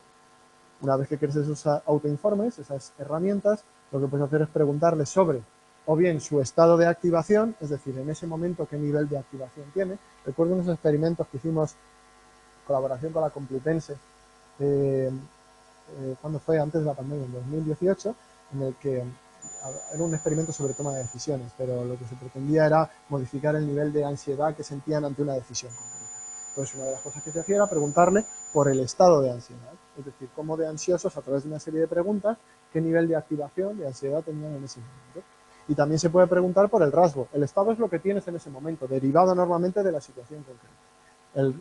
Los autoinformes o los cuestionarios sobre rasgos se refieren a cómo es esa persona de manera general, es decir, intentan informar de los rasgos específicos de esa persona, qué nivel de activación tiene. Las diferencias individuales en ratas que decías antes, pues en humanos, solo que en humanos les podemos preguntar y a las ratas pues lo tenemos que medir de otra manera, pero no les podemos pasar los autoinformes, claro. Bueno, estas son medidas, todas las medidas que hemos visto son complementarias. De hecho, la idea es que estas medidas converjan con las medidas fisiológicas. Claro, si tú le preguntas a alguien por el nivel de ansiedad y luego mides todos los parámetros fisiológicos y no cuadran o no correlacionan uno con otro, pues difícilmente tu medida de autoinforme va a ser válida. ¿Vale? Bueno, vamos a ver algunos ejemplos de estudios sobre la activación. El más famoso lo vimos en la primera clase sobre la ley de Yerkes-Dodson, y lo vamos a ver ahora otra vez. Mira, aquí tenéis un ejemplo de un estudio sobre activación de Thayer de 1989, en el que distinguía entre dos tipos de activación, porque hemos hablado de activación a nivel general, pero en la vida real y en la investigación real y en el análisis de cómo se comporta este nivel de activación, parece que no hay una única forma de activación general que sea igual para todos y que sea para igual para todas las situaciones, sino que el patrón de activación puede ser distinto en función de qué lo provoque o de cuál sea la situación. Y se habla en general de dos tipos de activación, la activación energética y la activación tensa. La activación energética se refiere a un continuo que va desde la máxima energía para realizar conductas, la máxima cantidad voy a utilizar, no debería, pero voy a utilizar la palabra motivación, es decir, las ganas de realizar algo y la energía para realizar algo. Por ejemplo, cuando uno está muy motivado para jugar un partido, para jugar un tenis, en este caso de Nadal, pues sería un buen ejemplo. Hasta el otro extremo, que sería el cansancio, ¿vale? El agotamiento, la incapacidad o la ausencia de energía para realizar una tarea concreta. Veis que va desde la máxima energía, motivación, a la mínima, o que sería en este caso el cansancio, y que tiene que ver con algo positivo. Es decir, normalmente este tipo de activación se da ante cosas agradables, ante estímulos que son positivos y en el que las conductas son de acercamiento. Cuando tú quieres ganar un partido, pues tienes una alta energía y te acercas a ese estímulo, es decir, juegas el partido. ¿Por qué? Porque te va a dar rendimientos o te va a dar, en este caso, una recompensa que podría ser. Tiene un concepto positivo, ¿veis? Desde el agotamiento, ya no puedes más, estás exhausto y por tanto no hay activación, hasta el máximo nivel de activación. En la activación tensa, el continuo va de otra manera, que va desde el pánico, o el terror o el miedo absoluto, a la calma y relajación. ¿Veis que también es un nivel de activación, pero es un eje diferente? No es lo mismo activarse por miedo, por máximo nivel de miedo, como cuando aparece el león que antes ha aparecido por la puerta, que en este caso tenemos una activación derivada del miedo, y cuyo antagonista no es el agotamiento, cuyo antagonista es el estado de calma, de relajación. Eso sería la activación tensa. Parece, tampoco nos vamos a meter en estas investigaciones específicas, porque tampoco somos parte del temario, simplemente saber que existen. Esto, si queréis profundizar en ello podéis hacerlo, pero parece que las relaciones que existen entre la conducta y el rendimiento y la manera que actuamos y el nivel de activación no se pueden dar de manera general o no son generales, sino que dependen también del tipo de activación que en ese momento y de lo que provoca esa activación. Por tanto, seguramente sea más fácil que activación energética, un mayor nivel de activación energética sea beneficioso para el rendimiento, pero un mayor nivel de activación tensa, pues seguramente no. Si tú estás muy motivado por conseguir algo de manera positiva, gran cantidad de activación suele ser bueno para hacer la tarea. Pero si tu motivación es que si lo haces mal te van a castigar y lo que tienes es miedo, pues una gran cantidad de activación que lleva miedo seguramente sea malo para la tarea. Estos fueron investigaciones posteriores que surgieron a raíz de una de las leyes más famosas que hay en psicología, que es la ley de Yerkes-Dodson, que fue seguida de la teoría de la activación de Hebb. Conoceréis, si no conocéis a Donald Hebb, lo conoceréis a lo largo de la carrera, uno de los proponentes de la potenciación sináptica a largo plazo, que es aunque se supone que es una de las bases de la consolidación de información del cerebro, es decir, lo que conocemos como memoria, ¿vale? Ya le conoceréis, se llama Donald Hebb, y el concepto de potenciación sináptica era un fisiólogo y lo conoceréis más o menos. Bueno, esta ley es muy sencilla, básicamente dice que ya lo vimos, hay una relación entre el rendimiento, entre la activación y el nivel de rendimiento. Es decir, que para rendir en una tarea, una escasa activación da lugar a un bajo rendimiento, a lo que denominaríamos aburrimiento. Si una tarea es muy sencilla y provoca una muy baja activación o tienes muy pocas ganas de hacerla, generalmente te aburrirás y tu rendimiento será malo. Cuando crece la activación, también crece la atención, crece el interés, hay un mayor nivel de activación, una mayor motivación por la tarea y da lugar a lo que se conoce como flow o lo que se conoce como la zona también, ya veremos lo que significa eso, el concepto que ideó un psicólogo de nombre absolutamente impronunciable, ya lo veremos, no me acuerdo ni ahora, ya lo veremos en su momento. Y este sería el punto específico, exacto, perfecto para el rendimiento en la tarea. Es decir, un nivel de activación intermedio daría lugar a, primero, tienes suficiente energía para realizar la tarea, pero no excesiva como para que interfiera con esa realización. Eso es lo que se denomina punto de rendimiento.